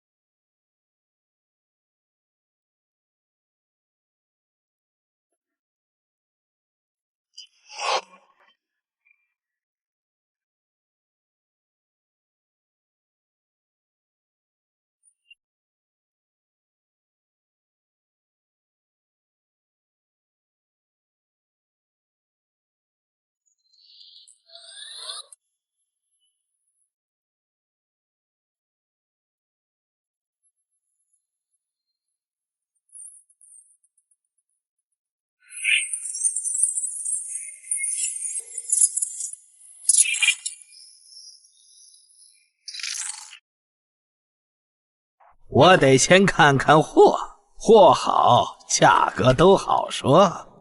要看货，你得等我半个小时，我回家拿去。那你得快点，如果在这期间有别人卖我要的东西了，我可就不收了。哼，知道了，都在这里了。这个口琴确实可以吸引女妖，我可以给你6枚黑市金币。Nice。这把剑，这剑携带圣化属性，对邪恶生物伤害加2点，能够有效攻击女妖。哦，有点意思。爷爷，你这把剑我可以给你8枚黑市金币，咱们加个微信吧。之后我这边如果再有需要，交易起来也方便。好啊，加好了。慢走啊，转大发了。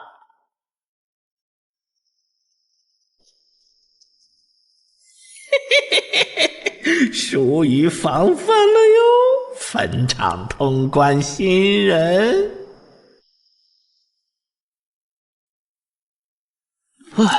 都过去1个多小时了，那个叫四海为家的怎么还没来？算了，不等了。各位新老朋友，大家好，我是5级哥布林地穴地下城的入口拥有者搬砖小 C。我左手边这位是协会冒险者林女士。哟，本次攻略已在官方备案，大家可以不用担心秃鹫的问题。这边的3位大叔和我组队过3次，是实力和人品都很过硬的老手。这小子怎么每次都这么磨叽？然后是本次行动的金主，目前还是普通人的王老板。大家好，鄙人姓王，是东山地产的经营者。最后是新朋友，爱写作的东山市民，和今天也很闲鱼呢。他们都是3级以上，可以胜任后援工作。大家好。怎么这些人都喜欢在公园集合呀？上次的石斧秃鹫事件后，我都快对公园有心理阴影。大家都互相认识了，接下来请随我前往哥布林地穴的入口所在地吧。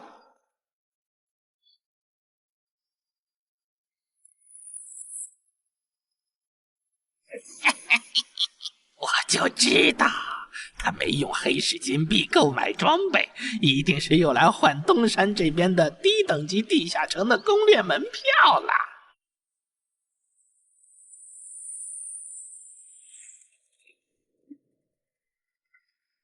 哎呀，那个还要走多久啊？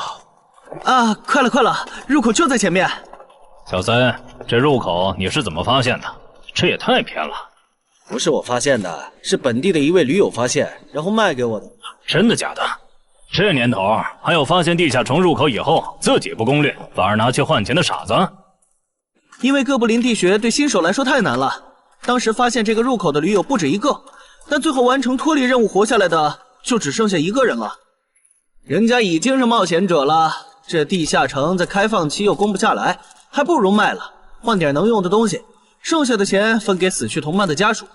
这选择挺合理的呀，不是吗？合理是合理，但我觉得事情应该没那么简单。喂，你这人真是的，咱们都合作好几次了，你还怀疑我？到了，形状、颜色、大小完全一致。没错，这个就是5级的地下城，风险评估过了，可以进。好耶！这一下你放心了吧？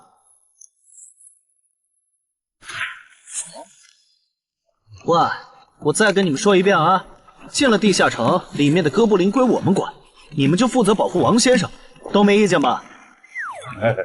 我这200斤肉就交给2位了。脱离任务呢？通关任务大家都一样，但如果我的脱离任务是狩猎哥布林，那我们会优先满足你的脱离任务，然后再考虑通关。这么容易就能拿到通关奖励，那我更没意见了。我也是。你们脱离任务是什么？杀死2只哥布林。我的也是。看来咱们的任务类型都一样，只是数量上有差异。王老板，你放心，脱离任务是按冒险者等级来的。2到3级冒险者得进入地穴，4到5级冒险者要干掉一些哥布林。你是新手，只要找到哥布林地穴就行，很简单的。原来如此，怪不得我和他的任务不一样。哎，大家听我说，考虑到东山市民和咸鱼小姐的工作是保护王老板，所以等下遇到哥布林，优先让给他们完成脱离任务，没问题吧？没问题。那好，咱们出发。只用交手就行了，感觉也不难呐。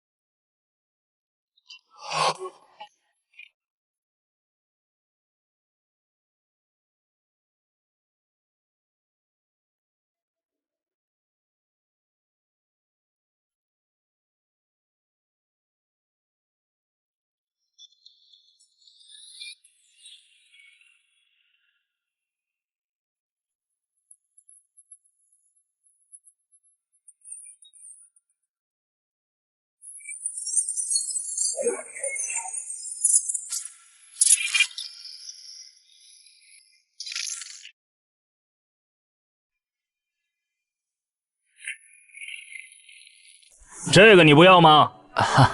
不要，你杀了吧。这就是5级地下城里的怪物吗？感觉也没多强啊。那是因为现在遇到的都是小怪，真正难搞的 BOSS， 得深入地穴以后才能遇到。一般情况下，哥布林地穴的 BOSS 哥布林勇士，得3、5个老手一起上才能干掉。原来如此。那如果这个地穴里有2只甚至更多的哥布林勇士，咱们能对付得了吗？那肯定是对付不了的。不过一个哥布林部落只会诞生1只哥布林勇士，目前全球就1对冒险者遇过双胞胎哥布林勇士，这种小概率事件咱们肯定碰不上。那我就放心了。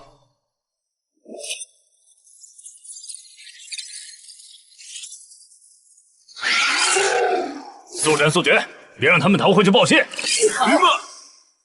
麻烦了。啊？你指哪方面？从我们踏入地穴到现在，已经遭遇了4波哥布林，明显这地下城的小怪数量多得不正常，我们可能中大奖了。搞不明白你们这些富人究竟在想什么？你都这么有钱了，为什么还要成为冒险者？说来惭愧，鄙人成为冒险者主要是为了减肥。减肥？等等，减肥和成为冒险者有什么必然联系吗？这联系可大了。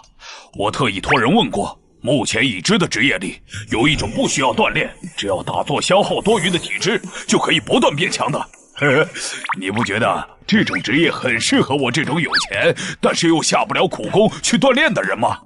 花这么多钱竟然只是为了减肥，你们有钱人的世界真难懂。我们在聊什么？能让我也加入吗？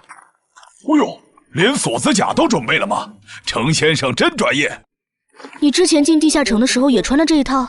对啊，如果没有这套防具，我早就死在地下城里了。相反，我倒是很不理解，你们为什么不穿防具？搞定，换班了，下一波哥布林你们处理。行，接下来我们负责打头阵。评分机制，你不知道吗？在地下城内借助的外力越小，完成任务后得到的结算评级就越高。原来还有这种设定吗？我说你的脱离任务咋比我简单？原来是靠全副武装过了地下城。我看你到现在也没有几个有用称号，说白了，你就基础属性等级高些，跟新人比也强不到哪儿去。其实难搞。虽然知道野队不靠谱，但是没想到会这么不靠谱。8人组里竟然有2个新手要保护。你们3个等会儿再聊。拦路的哥布林小队已经清理掉了，可以继续前进了。好嘞。怎么有3个岔路？正常的5级地穴不是最多只有2个吗？看来我之前的担忧没错，咱们遇到了 bug。这是还不能透露给大众的地下城情报。平均每50个低等级地下城就会有一次实际挑战难度比当前等级高，甚至高很多的特殊情况，也就是 bug。bug 主要分3种情况，第一种是小怪数量的提升，第2种是 BOSS 数量的提升，第3种是 BOSS 强度的提升。比如我们现在遇到的，按照他这个说法，就很接近第一种。我之前经历的地下城好像多多少少都有点问题。请问，出现 bug 的地下城，结算奖励会比平时多吗？这个要看地下城的实际攻略难度提升了多少。听说运气好，能出14、15级冒险者都眼馋的宝贝。所以，我们如果继续深入，可能会遭遇更多的哥布林。是的。听起来有点危险呢。要不这次就算了，咱们回去吧。反正我也成为冒险者了。不能回。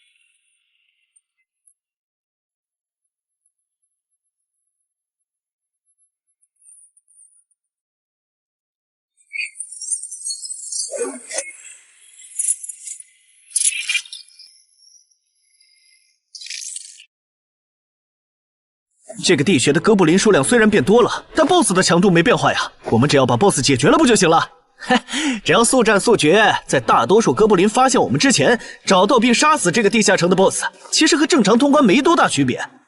BOSS 的强度没变化，只是你的猜测。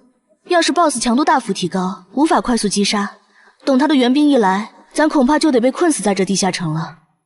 所以就要放弃啊？这点风险都不肯担，那还不如尽早转职当后勤算了。这是一点风险？情报不足就去挑战等级比自己高的地下城，简直就是找死！那个，要不这样好了，咱们举手表决，想要继续的留下，想退出的就原路返回。这主意行，两不耽误。来去自如，这你满意了吧？哼！现在开始举手表决，要留下的举手。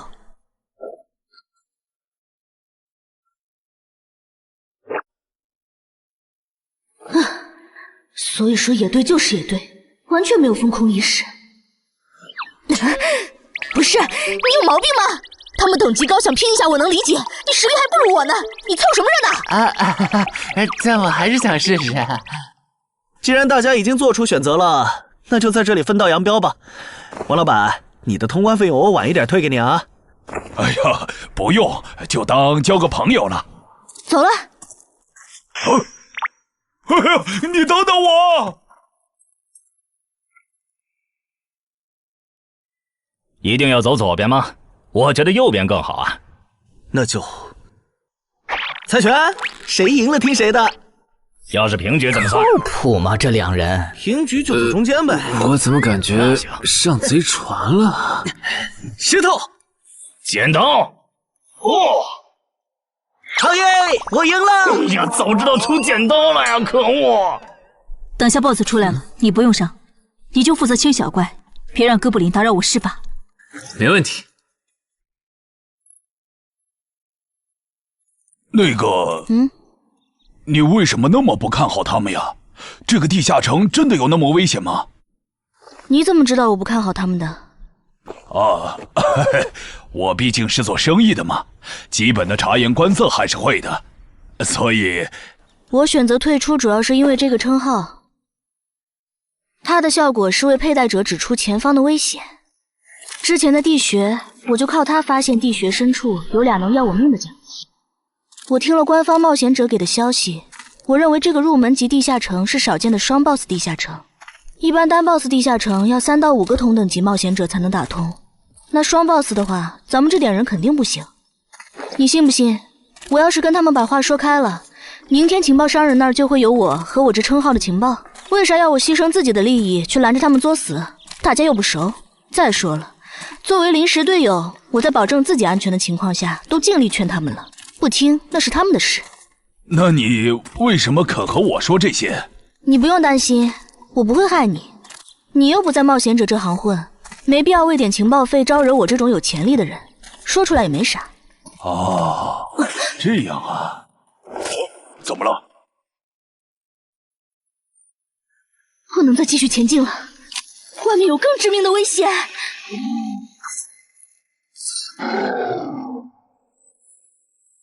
2级速能法术，烈焰炮。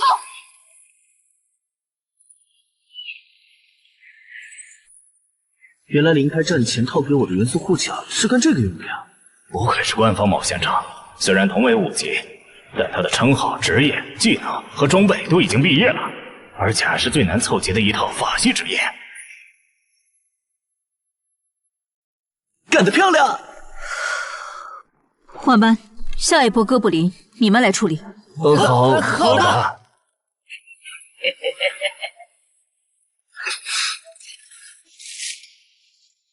啊！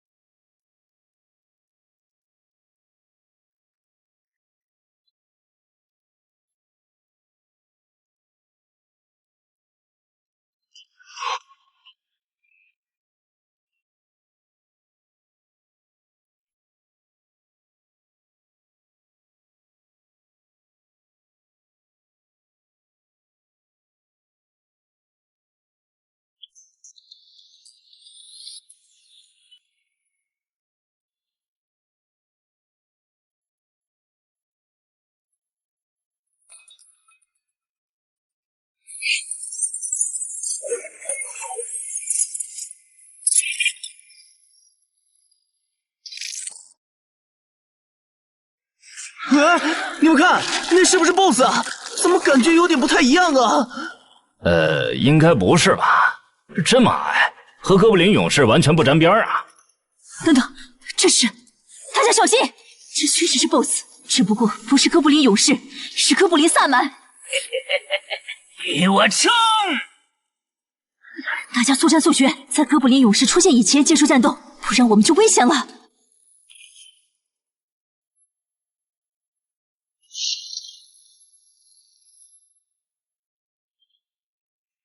开什么玩笑！哥布林怎么也开始讲战术了？这地下城到底发生了什么？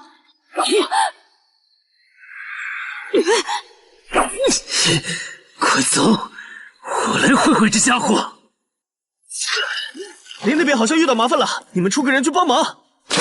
你在开玩笑吗？这么多哥布林，我们哪抽得出人手？快去帮他们呀！这边我一个人能行。可是，走啊！待在这儿，影响我发挥。我会尽快解决掉哥布林萨满，然后来帮你。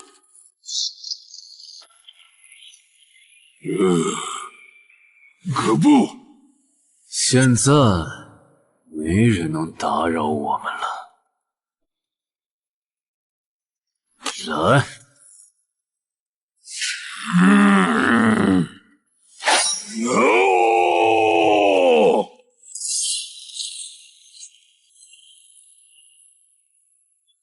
这个 BOSS 力量惊人，但太笨拙了。就算不用一步一杀，我应该也能躲过他的大部分攻击。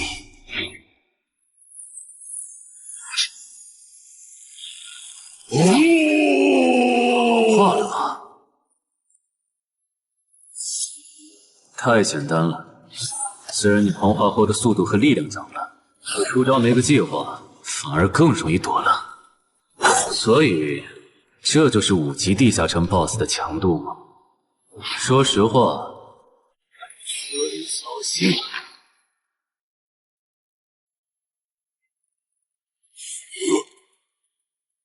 你这种程度，连当我的开胃前菜都不配。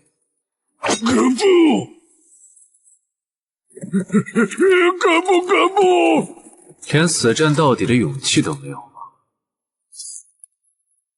这样看，我以后不用对5级地下城抱有期待了。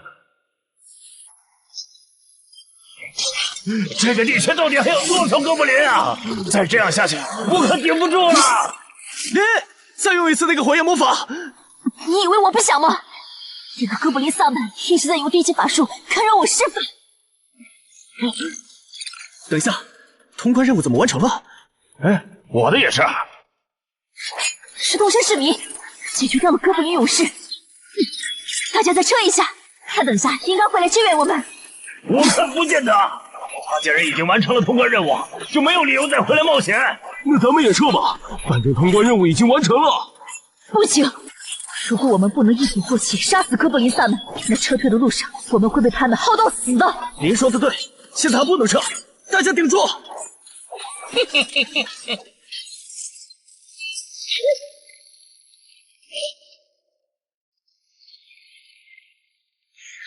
石头山市民，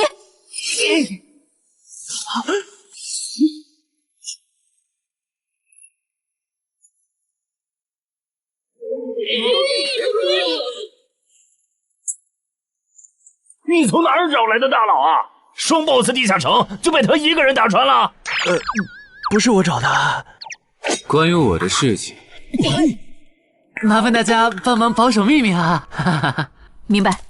你这种有潜力的新人，容易被人盯上，等级没升上去前，确实不能太张扬。理解万岁。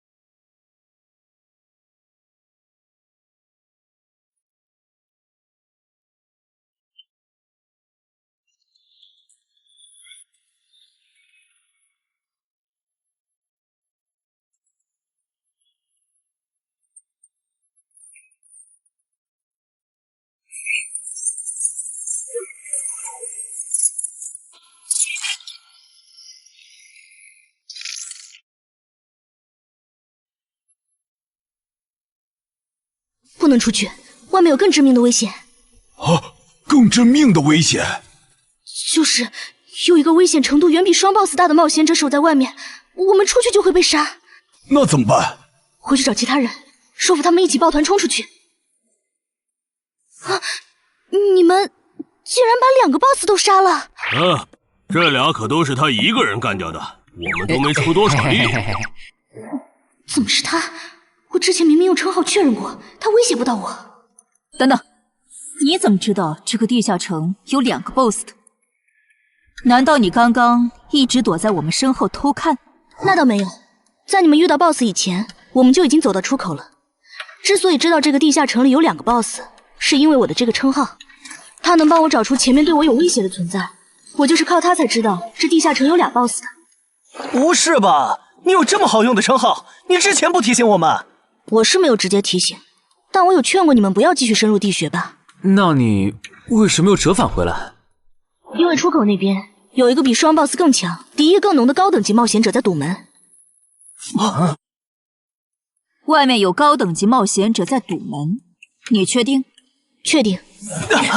先是地下城难度超标，再是高等级冒险者堵门，可疑的地方太多了。说，是不是你搞的鬼？不是我，不信咱们签单项契约确认。堵门的高等级冒险者，不会是那个爽约没来的四海为家吧？那个，我想问一下，你的称号可以预知危险，那如果我对你流露出杀意，你能判断我和堵门的人谁更强吗？能。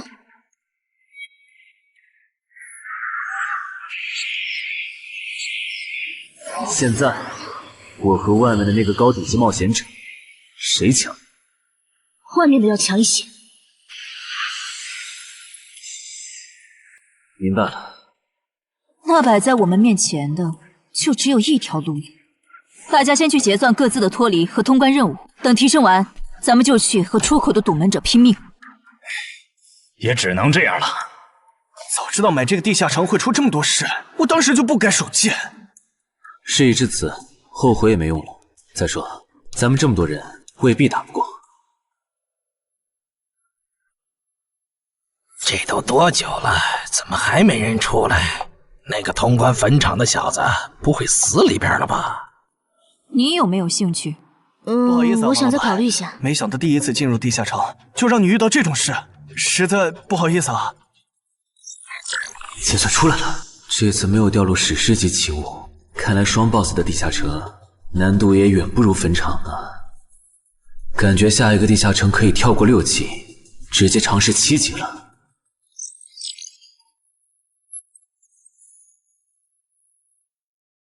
不算置此地而后生的话，能在一会的战斗中派上用场的，应该就只有扮猪吃老虎、奇迹生还者与传奇过招、自适应、暗行艺术和守护者。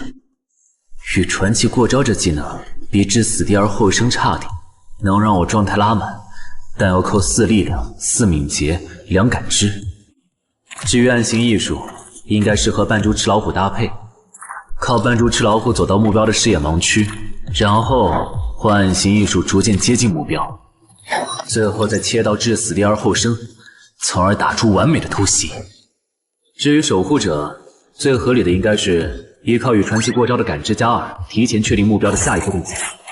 要是目标跑去攻击别人，就切换称号守护者去阻拦他。围绕这2个称号展开的战术，感觉都还可以，但如果硬要选一个，还真不太好选。先瞅瞅新得的职业技能和奇物有啥效果，再决定下一步吧。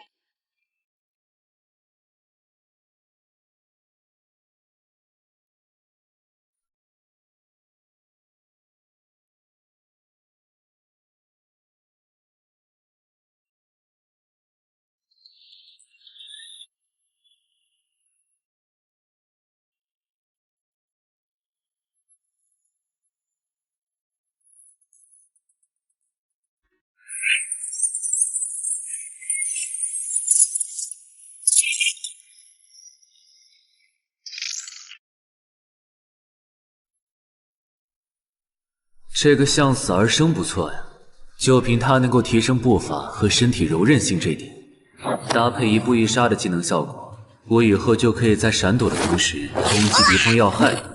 好技能啊！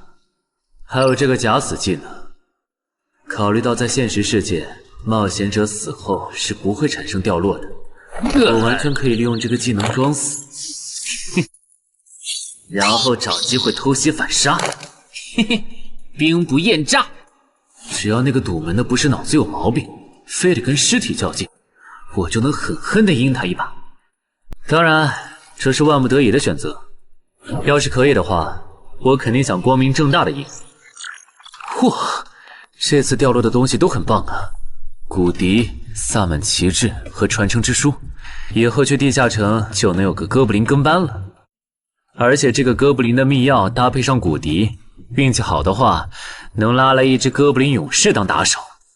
保险起见，我就不继续囤升级券了，先把战斗力拉到最高再说。我目前持有的奇物中，等级最高的就是这家伙了。把奇物升级券用在他身上，肯定是最优解。哼，就这样。对传奇亡灵库罗德的头盔使用奇物升级券，只能升到史诗级。那算了，先用装备熔炼炉把这几个用不上的给熔炼了，看能出什么好东西，再决定奇物升级券用在哪儿。不是装备型的奇物不能熔炼了，那我手里没用的装备，估计也熔不出啥好东西。没办法了，用奇物升级券提升被污染的名剑吧。使用奇物升级券。啊，好酷的剑！头盔和武器确定了，那装备祈愿券就用在防具上了，正好替换掉我买的锁子甲。厉害！这套铠甲穿起来比我之前用的锁子甲还轻便。东山市民，你那边完事了吗？差不多吧。你们整理完了吗？完事了，再给你们上一轮 buff， 就可以出发了。你的装备好酷啊！这些都是你在这个地下那再等我一下，我招个怪物随从。啊！我别无视我呀！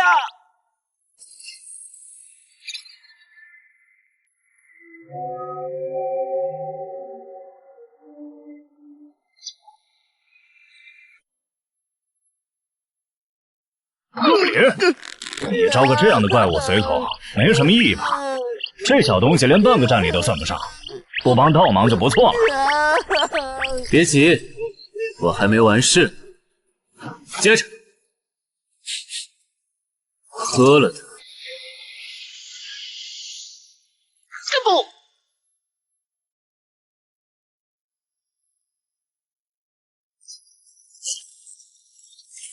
妈呀！喝啥了？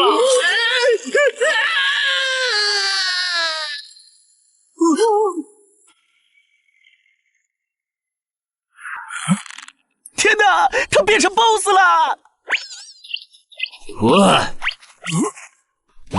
那边有适合你的衣服和兵器，自己拿吧。你的随从不会失控吧？毕竟是 BOSS 级别的哥布林。不知道，不过你可以让他用称号看看这只哥布林对我们有没有敌意。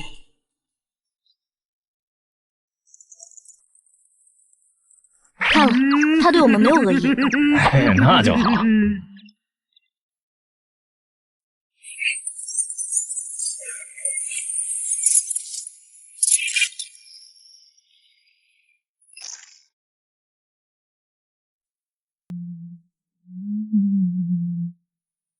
法师护甲，技强化，雄之坚韧。好厉害！体质竟然加强了2点。属性增益只有1个小时。法师护甲能给没穿护甲的地方加点防护，虽说比不上你身上这套的防护力，不过有总比没有强。我呢？好运！你没事吧？没事，休息一会儿就好。嘿嘿，终于出来了！啊，怎么还混进去了一只哥布林勇士？说好的有人在出口堵门呢，这也没有啊！估计是藏起来了。你用车号看一下他在哪儿。好。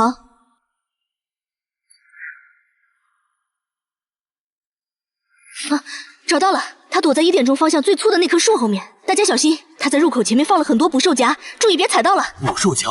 哪里有捕兽夹？嘿，有探查类的称号吗？真是够讨厌的。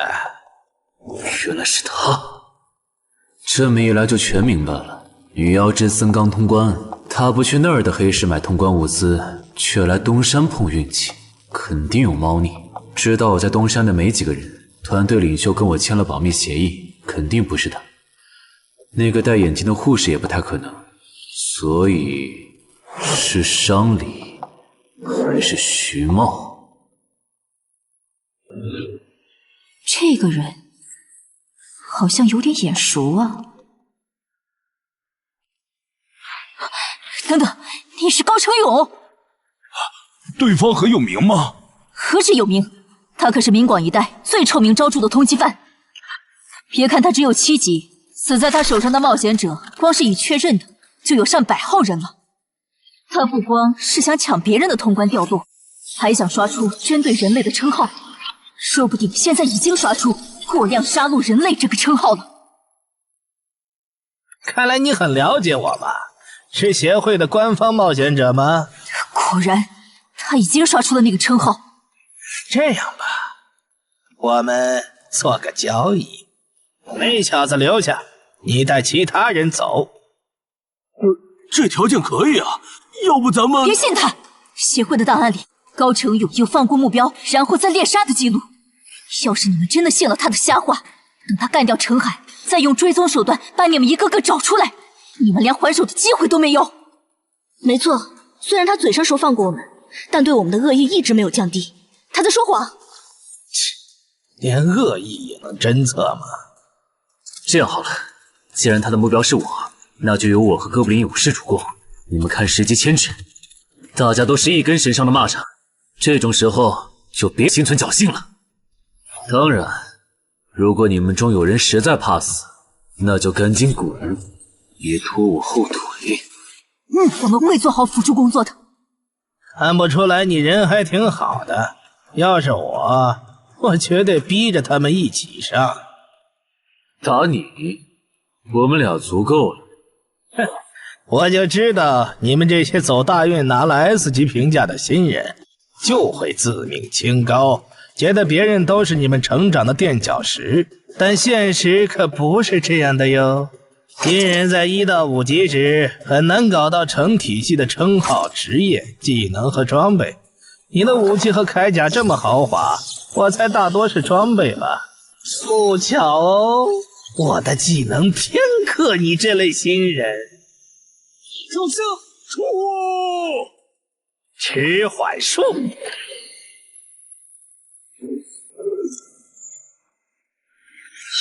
速度变慢了。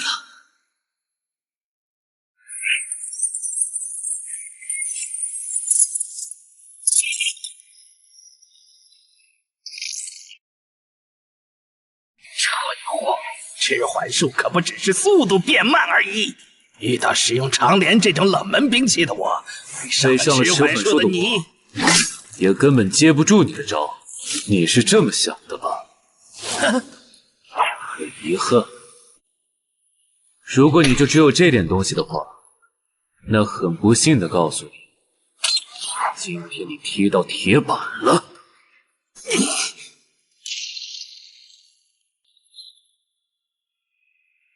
开什么玩笑！我百试百灵的组合技，竟然被他这么简单的破了吗？这真的是只经历了3个地下城的新人该有的水平吗？嘿，那个高成勇也没有你说的那么厉害啊！一上来就被陈海大佬没收武器了，感觉陈海大佬都用不上咱们了。不是高成勇不厉害，是陈海太强了。现在的他，恐怕和明省分部重点培养的那位超新星是一个水平。如果我说我认栽，那把长镰我也不要了，能放我一马吧？换位思考的话，你会吗？说的也是。消失了，一件披风的效果是隐身。唉，一想到超新星要死在我手里，我就感到惭愧呀。如果你没遇到我这样的新人杀手，大概会成为传说级冒险者了。可惜，今天你就要死在这儿了，是你选择的死战。程海，小心，那人没走，就在你周围。你这娘们儿！你在看哪儿呢？你不可能！你怎么知道我在这里的？因为我感知20，你的一举一动在我这儿都是明白。蛮感知吗？这个人你来手。好嘞！老天真是不公平！我想问一下，散人冒险者如果要加入协会，录入个人信息大概要多久？工作日的话，半天。这么看来，就是云霄市协会泄露消息的。我申请加入东山的官方冒险者协会，不过我前天口头上答应要加入云霄市的，他们还没录入我的个人信息。现在换到东山，程序上合规吗？当然，我代表东山市冒险者协会欢迎你的加入。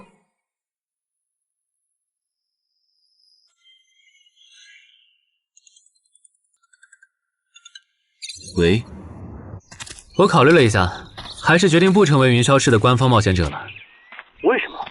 你的个人信息明天就能录入进系统了，怎么又变卦了？因为我刚刚除掉了一个 A 级通缉犯，叫高成勇。东山的冒险者协会知道后，邀请我成为本地的官方冒险者。这样吗？也挺好，成为家乡的官方冒险者，做事会更方便一些。对，我也是这样想的。那我挂了。以后常联系。废物，都是废物！你那边说完了？说完了。哎，你怎么还没走？因为林姐也邀请我加入东山的冒险者协会了，等下要和你一起录入个人信息。这样啊？说实在的，你也被协会邀请加入，我都有点怀疑官方冒险者头衔的含金量了。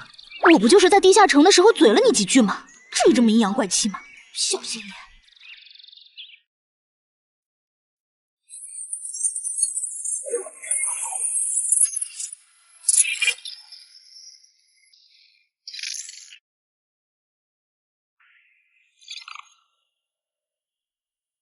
请关闭称号和职业技能，用你自己的力量对着他出拳。好。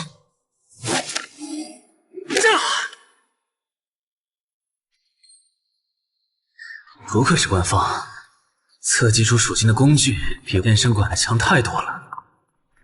12点，那我呢？他们测完了吗？测完了，他的力、啥玩意儿？都是12。17点，只有12吗？这跟他之前的表现差太远了，我以为他至少14甚至15呢。只有12点却能杀掉9级的高成勇，主流的职业称号肯定够大。等我激活了职业和称号，再测一次，肯定压过你。程海先生，你的个人信息已经录入了，这是你的证件。这么快？特事特办，你可是以一己之力打穿了双 BOSS 地下城，还单枪匹马完胜高成勇。另外，6到10级官方冒险者每年得通关2次协会指定的同级地下城，不然就得从攻略组调走去情报或资源采集组。把时间花在身体塑造和实战训练上，半年通关一个地下城就行。没问题。还有就是，总部时不时会有借调任务，借调时你表现出色就有奖励，奖励能换协会里的称号线索、转职证书和奇物。不过一般只有9级以上的冒险者才会被借调，你暂时不用考虑这些。有一个问题。你说。称号线索是什么？称号线索是总结好的称号获得办法。你回去用证件 UID 登内网，看看协会称号图鉴里有没有你喜欢的。要是手里有没用的奇物或图鉴里没有的称号线索，就卖给协会，换自己想要的东西。了解。对了，你打算什么时候遣散你的随从？啊？不能在这边养吗？我这只哥布林骨笛是随机召唤哥布林啊，送回去的话，下次召来的可能就不是这只了，那我不就亏了一瓶秘药吗？这你不用担心，除非你的哥布林勇士在那边的世界战死，或者你打算随机召唤别的哥布林。原来如此。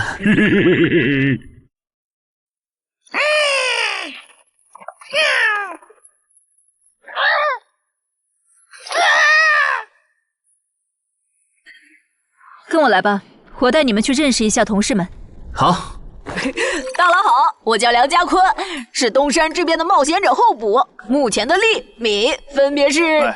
你别每次见到厉害点的冒险者，都跟报菜名似的，把自己的力敏数值甩出来啊，这样很得罪人的。哎，有什么关系嘛？我的数值总不可能比澄海大佬的还高吧？不，你的就是比他高。你是东山这边的入口管理者？在东山专家级地下城没打通前，干不了入口管理者的活。好，所以入口管理者另有其人是吧？那他没来是因为在攻略东山这边的专家级地下城？那倒没有，他没来是因为在处理昨天突然涌入东山的通缉犯。据说好像是因为东山市出现了坟场的通关者，那些人都是奔着他来的。哈哈，这样吗？坟场那个老手坟墓啊，哟，那可是出了名的 bug 级地下城，能产出奇物升级券。啊！你们这样看我干什么？我说错话了吗？你还没意识到吗？意识到什么？那个，哈哈，我就是坟场的通关者。什么？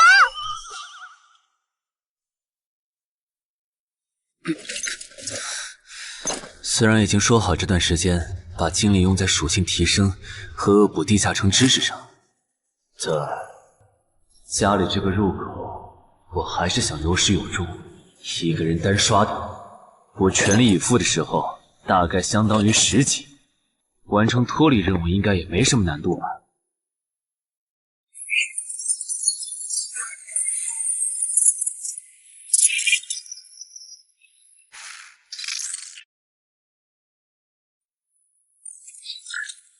感觉也没怎么变。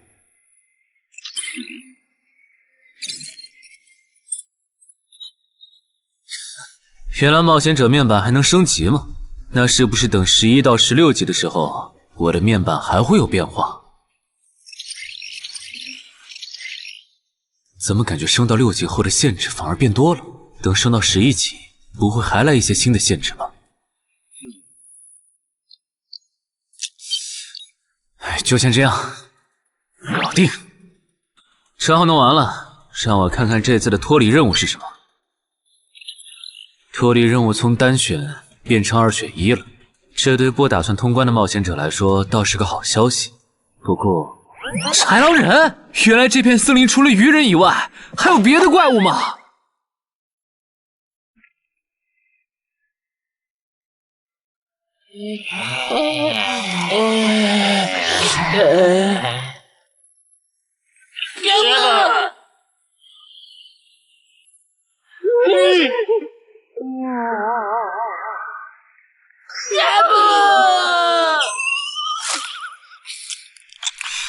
所以在你看来，那些豺狼人阴险狡诈，并且还特别喜欢欺负弱小，是吗？没错没错，就是这样。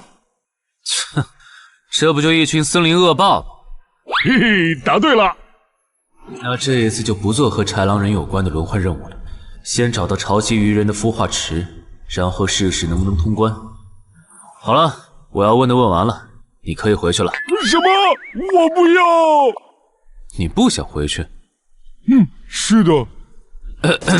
好吧，你留下来也行。好耶好耶！但我先说好，这个地下城的挑战等级是7级，你悠着点。放心吧，我很强的。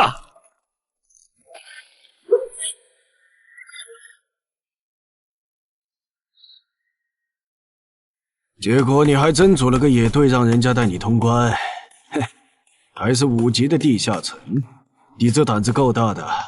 嘿嘿，其实还好啦，虽然中间出了一些意外，但也因祸得福，认识了2位很有潜力的冒险者。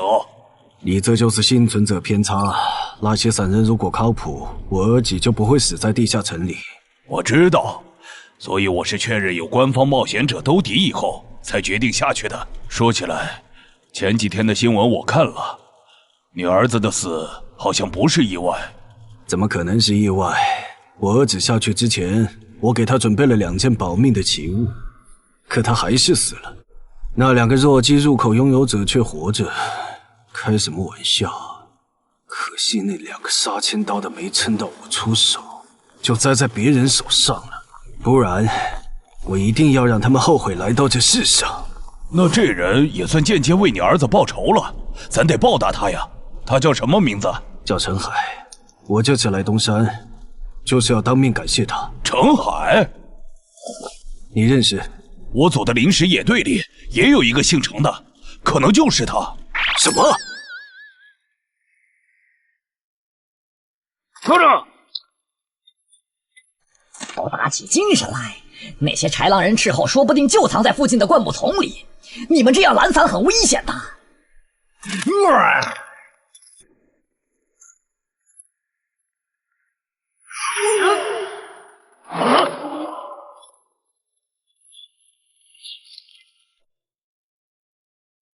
话说，你会说他们的语言吗？当然，需要我帮忙翻译吗？先不，我有一个能在这种场合上派上用场的奇物，如果它不好用，我再找你。你们的孵化池在哪？告诉我，我可以留你们1。你以为我会出卖我的族群吗？绿皮傻大个的小跟班儿！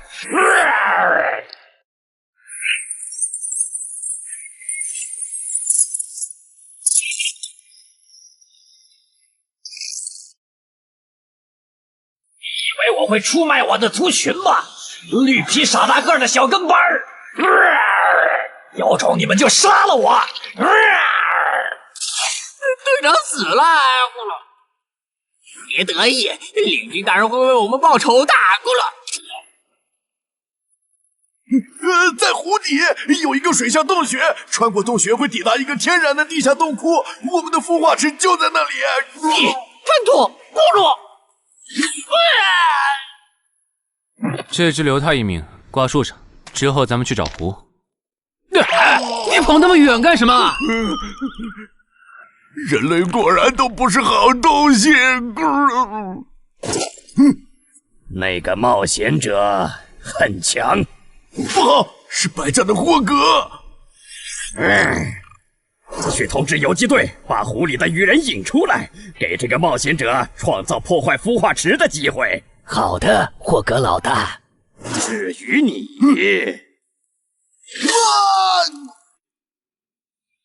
哇，这湖比之前用无人机航拍的时候感觉还大。得先找到水下洞穴，然后游好久才能到孵化池。就这要求，能把99%的冒险者都给淘汰掉。不过好在我有海之炎能水下呼吸，虽然不会游泳，但头盔里有库罗德水下战斗的经验。老大，我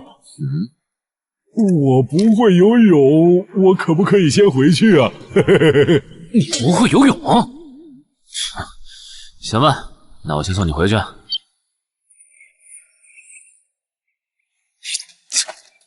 呦，好了，热身完毕，那么出发了。果然，依靠海之炎和库罗德的头盔，就算是我这种旱鸭子，在水里畅游，那还不是小菜一碟。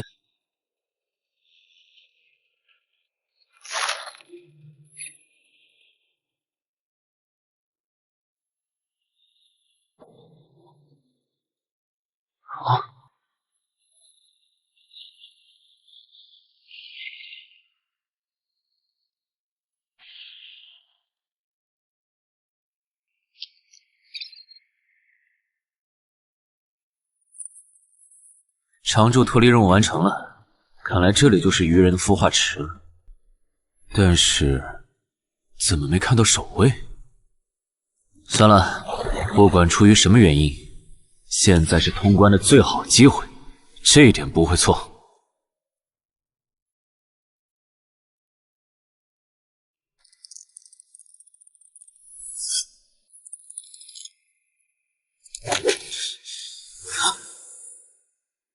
就一个咕噜，有点不够分呐，咕噜。都过去这么久了，竟然还有不知死活的笨蛋想要捣毁孵化池，咕噜。是啊，不过没想到的是，这次来的竟然不是豺狼人，而是人类啊，咕噜。原来守卫一直藏在上面吗？该死，他们应该不会给我穿装备的时间，用至死地而后生速战速决吧。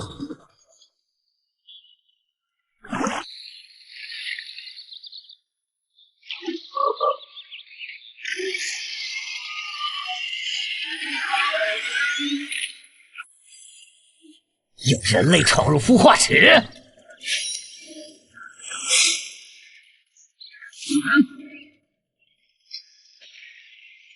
霍格老大，鱼人撤了，应该是湖里的鱼人哨兵发现那个人类冒险者了。派个机灵点的去湖边盯着，如果那个人类冒险者逃出来了，就通知我。好的，霍格老大。这几只守卫的强度比哥布林勇士高不少，他们应该就是这个地下城的 BOSS 吧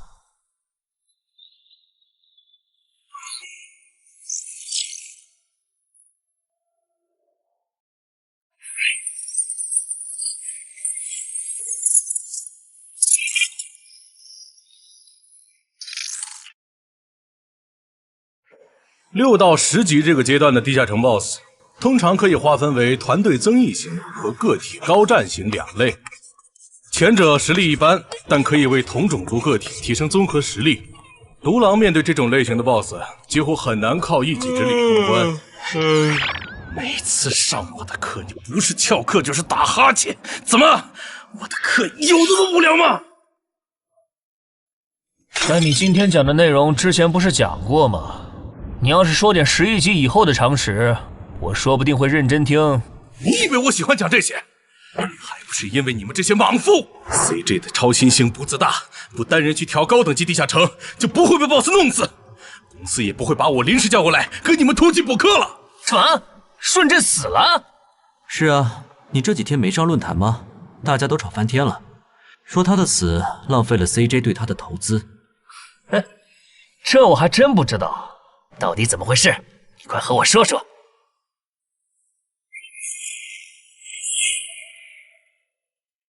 小心，这个人类是极其罕见的高感知个体，偷袭对他没用，大家一起上，咱们耗死他！那个鱼人 BOSS 什么情况？都被我杀了这么多精英鱼人了，他怎么还在旁边观望？而这些实力比哥布林勇士还强的鱼人，在他眼里都是小喽啰吗？这个人类的实力和霍格好像差不多，好在他是一个人来的，可以用数量耗死他。杀人速度，精英怪把他体力耗得差不多，剩下的精英恐怕也没多少了。到那时，霍格如果察觉出我方兵力空虚的话，恐怕算了，还是冒一点险吧。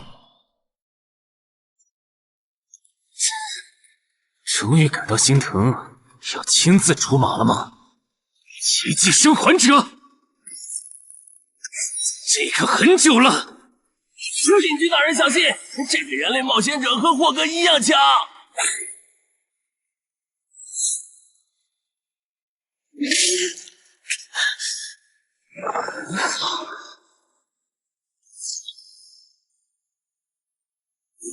领军大人，别管我，他伤得更重，还不擅长水下作战，就算没我帮忙，你们也能轻松杀掉他。把脑袋给我带回来。是，领军大人。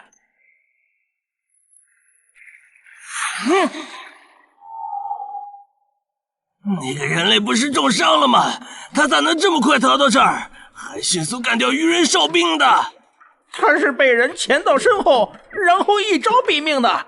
那个人类很擅长水下作战，所以领军大人的判断可能是错的。什么？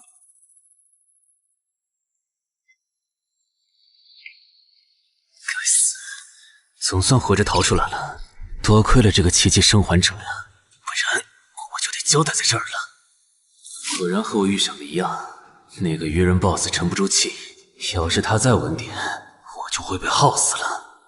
怪不得团长说，独狼到了更高级的地下城会越来越吃力，一条多肯定没胜算的。看来我还是得找些厉害的队友了。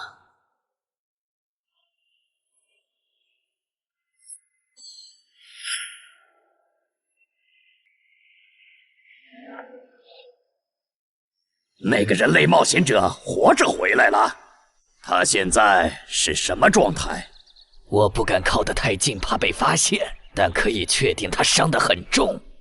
嘿嘿，重伤的冒险者嘛。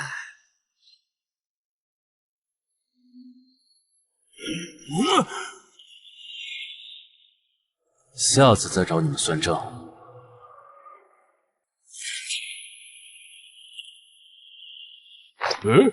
已经结束了。失败了，孵化池里的鱼人太多了，我一个人杀不完。我刚才翻了下你们的传承之书，如果你的战斗累积到一定场次，会升阶为更高等级的百战哥布林。以后你就用这把剑斩杀和你实力差不多的地下城怪物。等你成为了百战哥布林，这剑对你没啥用的时候再还给我。那您用什么？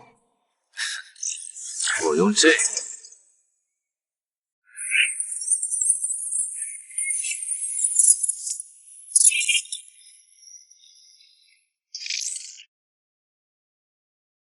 啊，对了，你以后得练一下游泳了。后面我还要再打一次这个地下城，到时你得出力。好吧。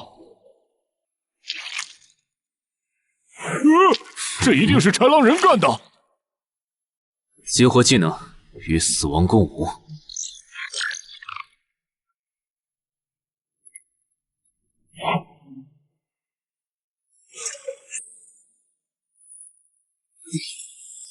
独角破绽，好快！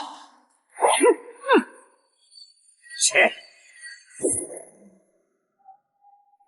豺狼人，还好为了以防万一，把感知拉到20，不然刚才这只豺狼人就得手了。切！这个人类不是受重伤了吗？他刚才的动作根本就不是重伤之人能做出来的。他不会是在钓鱼吧？他跑了。不一定是逃跑，也可能是在示弱，引诱我们过去。那咱们还追吗？如果追过去的话，感觉很可能会进入他们的包围圈。算了，不追了。等找到足够强的队友，做了充分的准备以后，咱们再回来和他算账。好的。哎呀，没想到6到10级的地下城的难度会比5级的高那么多。下次得提前掌握好情报再去通关，不然风险确实太大了。是任务结算呢。说起来，这一次我虽然没有通关，但宰了那么多鱼人，怎么说也该有个 A 吧。水抢过敏怎么了？不对，你怎么知道我水抢过敏的？还有啊，我是人，你给我一袋动物口粮是什么意思啊？就算他吃不完，这会难吃。什么？他加入东山的冒险者协会了！你给我站住！你当初是怎么信誓旦旦的跟我说他死定了的？高成勇都栽在他手上了，我能怎么办？听你这意思，我弟弟的仇你是不打算管了呗？哈，也是，你已经靠我爷爷成了云霄市入口管理人，上了岸的你哪能冒着被革职的风险对隔壁市的超新星下黑手呀？我真是看错你了，早知道爷爷当初留下来的资源就该用在周德身上。干什么？专收我爷爷留下来的遗物啊！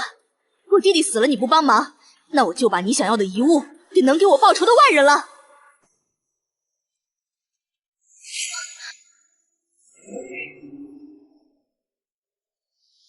361、362、363。安然，黑市上出现了个你可能会感兴趣的悬赏。有人用传说级冒险者的遗物作为奖品，悬赏东山市某位超新星的命。徐茂又惹到谁了？不是徐茂，但这个人咱们都认识。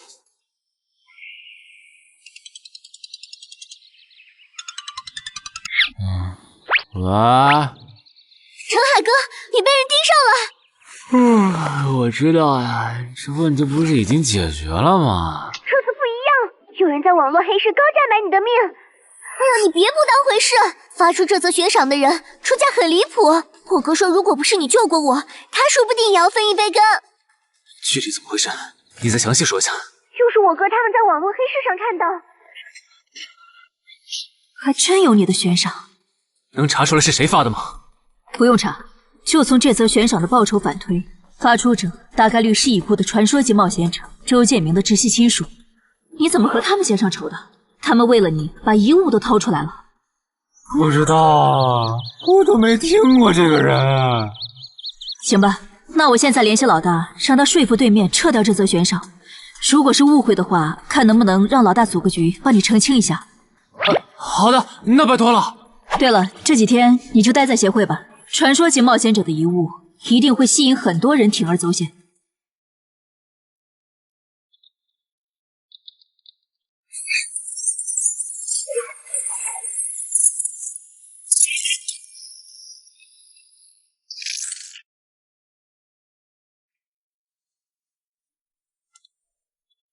被人捷足先登了？不对，这里似乎没发生战斗。看来那个叫程海的，当时应该在攻略自己家里的地下城。真不知道他是幸运还是不幸。虽然因为家里的地下城躲过了第一波袭击，但被堵在地下城里的话，他连逃都没地方逃。除了我和目标以外，这个地下城还有4个人，不知道是敌是友。你卑鄙！哪有你们人类有病？我不就派了个斥候守在出口吗？至于让你们杀过来吗？搞得我现在受伤不说，手底下的兵也被消耗的差不多了。如果昨天那个冒险者又回来了，不行，留得青山在，不愁没柴烧。这点不能待了，得赶紧走。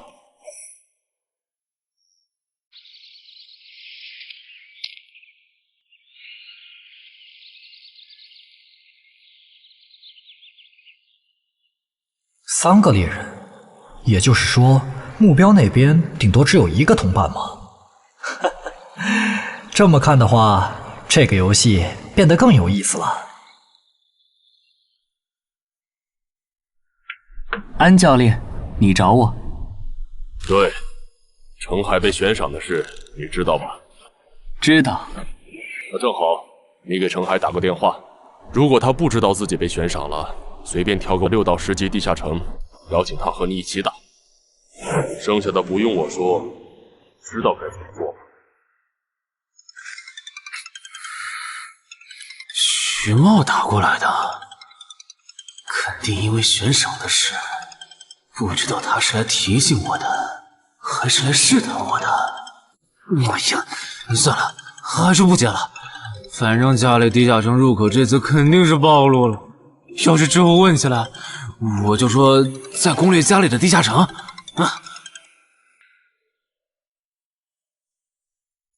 咱们来晚了，那个叫程海的，应该是被前面的人逼进这个地下城里了。我们还进去吗？进。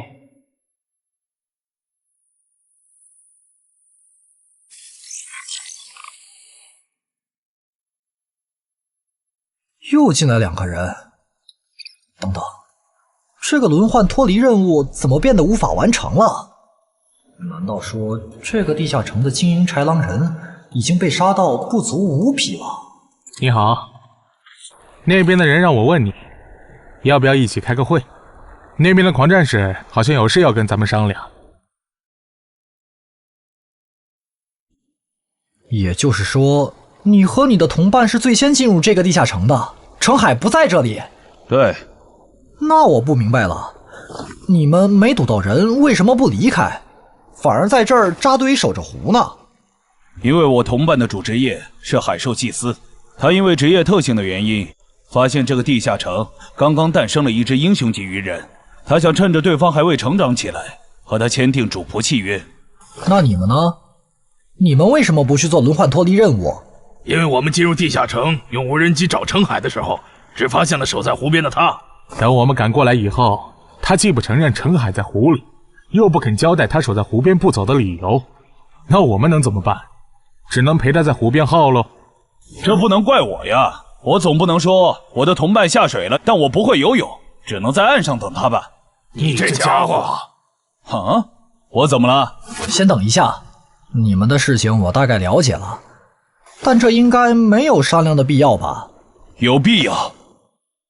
刚刚我的同伴死了。啊？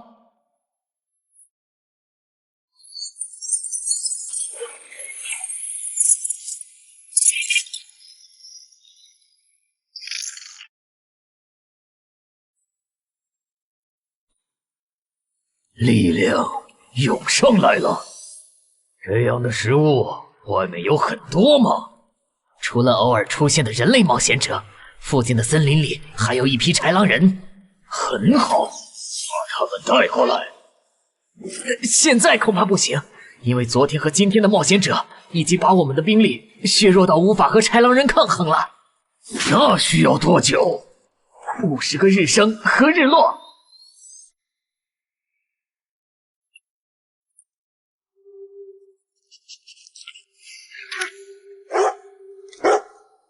没想到独狼闪怒竟然死在了这个地下城。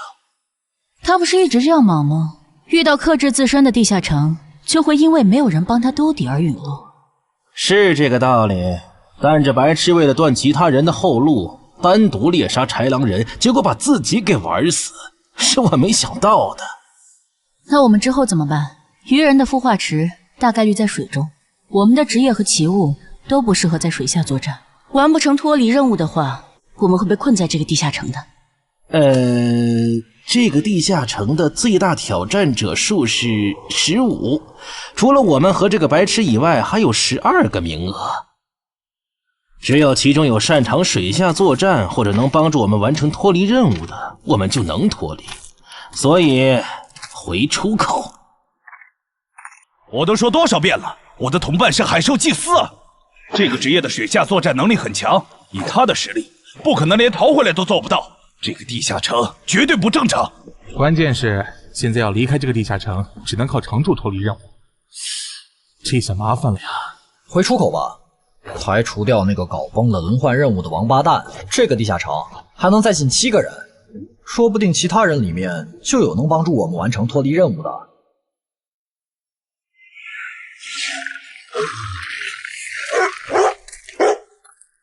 刺杀者王二，他不是去月省了吗？怎么会出现在这里？你们得手了？没，目标可能根本就没进来，咱们被耍了。可以啊，海哥，我还是第一次听说有6级冒险者的悬赏金能和史诗级奇物挂钩的。这又不是什么值得骄傲的事，而且不管从哪个角度看，官方冒险者被公开悬赏这件事都太奇怪了吧？你这么一说，倒确实是。虽然冒险者适用的法律和普通人不太一样，但官方冒险者被公开悬赏这种事，我也是第一次见。因为悬赏的发起人很特殊，他是已故传说级冒险者周建明的孙女，而周建明就死在天门入口帆船事件中。好冲啊！上吧！所以，战死在天门的周建明的后人才会继承遗物，拥有诸多特权。对，又因为周建明的孙子死在了坟场，而你又救出了2个本不可能活着的一般士兵，堵死了他弟弟的生路，所以周建明的孙女才会迁怒于你，想要你死的。照你这说法，我们的矛盾岂不是化解不开了？那倒不至于，老大已经约了民省负责人，也就是周建明的旧友，还有发布者，一起谈这件事情了。快的话，下午就能谈出个结果了。我们没来晚吧？没，刚刚好。那就好。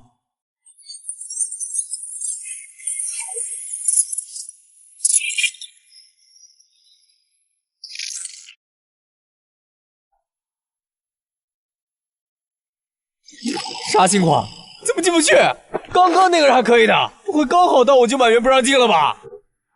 我觉得我们现在得团结起来，一起完成任务。话说，你们找到程海了没？他根本不在里面。啥？程海不在这个地下城？脱离任务需要下水才能完成？对，本来轮换任务不用下水的，现在任务推进不了，只能等入口翻转以后再进去了。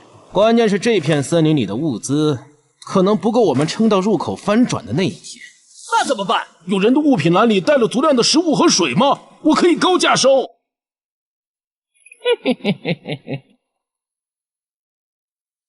本来也没抱多少希望，不过没想到连刺杀者王二那样的高手都被困在这个地下城里。这样看，少了这些竞争对手，等我完成脱离任务出去以后，说不定真的可以燃制周建明的史诗级遗物了。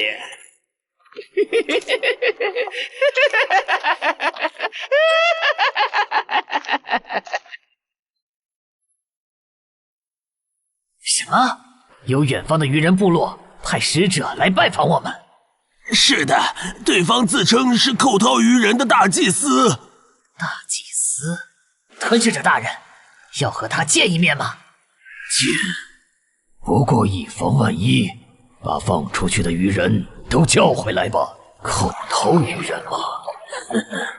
我还真挺想知道他是怎么找到我这里的。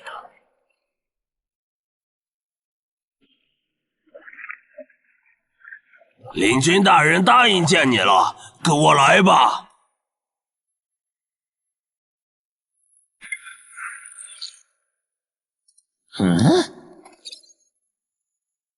这就完成脱离任务了，真是得来全不费工夫。你在看什么？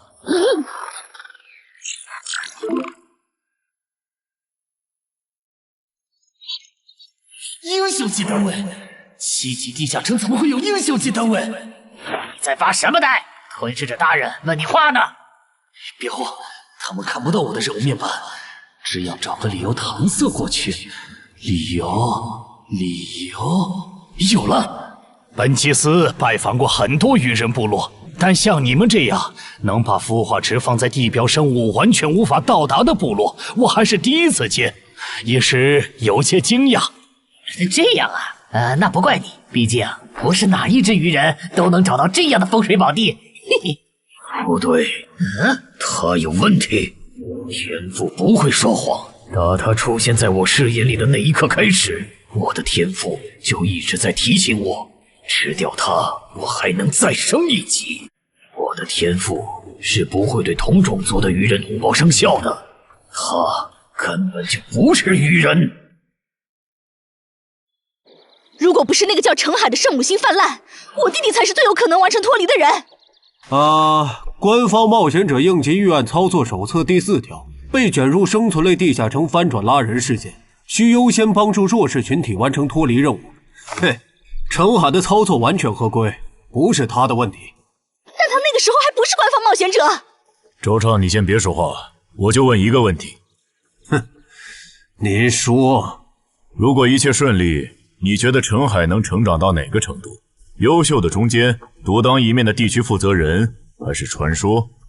以散人冒险者开局，1个月到6级，还单杀了新兴猎手高成勇。不管从哪个角度看，程海都比同期的我要强。再结合他在坟场的表现，我觉得他至少都能胜任地区负责人，甚至有望冲击传说。好，那这事儿就这么算了。我这边稍后会督促华东委托集市的负责人下掉那则悬赏。黄伯伯，差不多得了。我之前看在建明哥的面子上，一直纵容你和你弟弟，但再怎么照顾也是有限度的。我们这一边的传说种子，可不能因为你的一己私欲而要。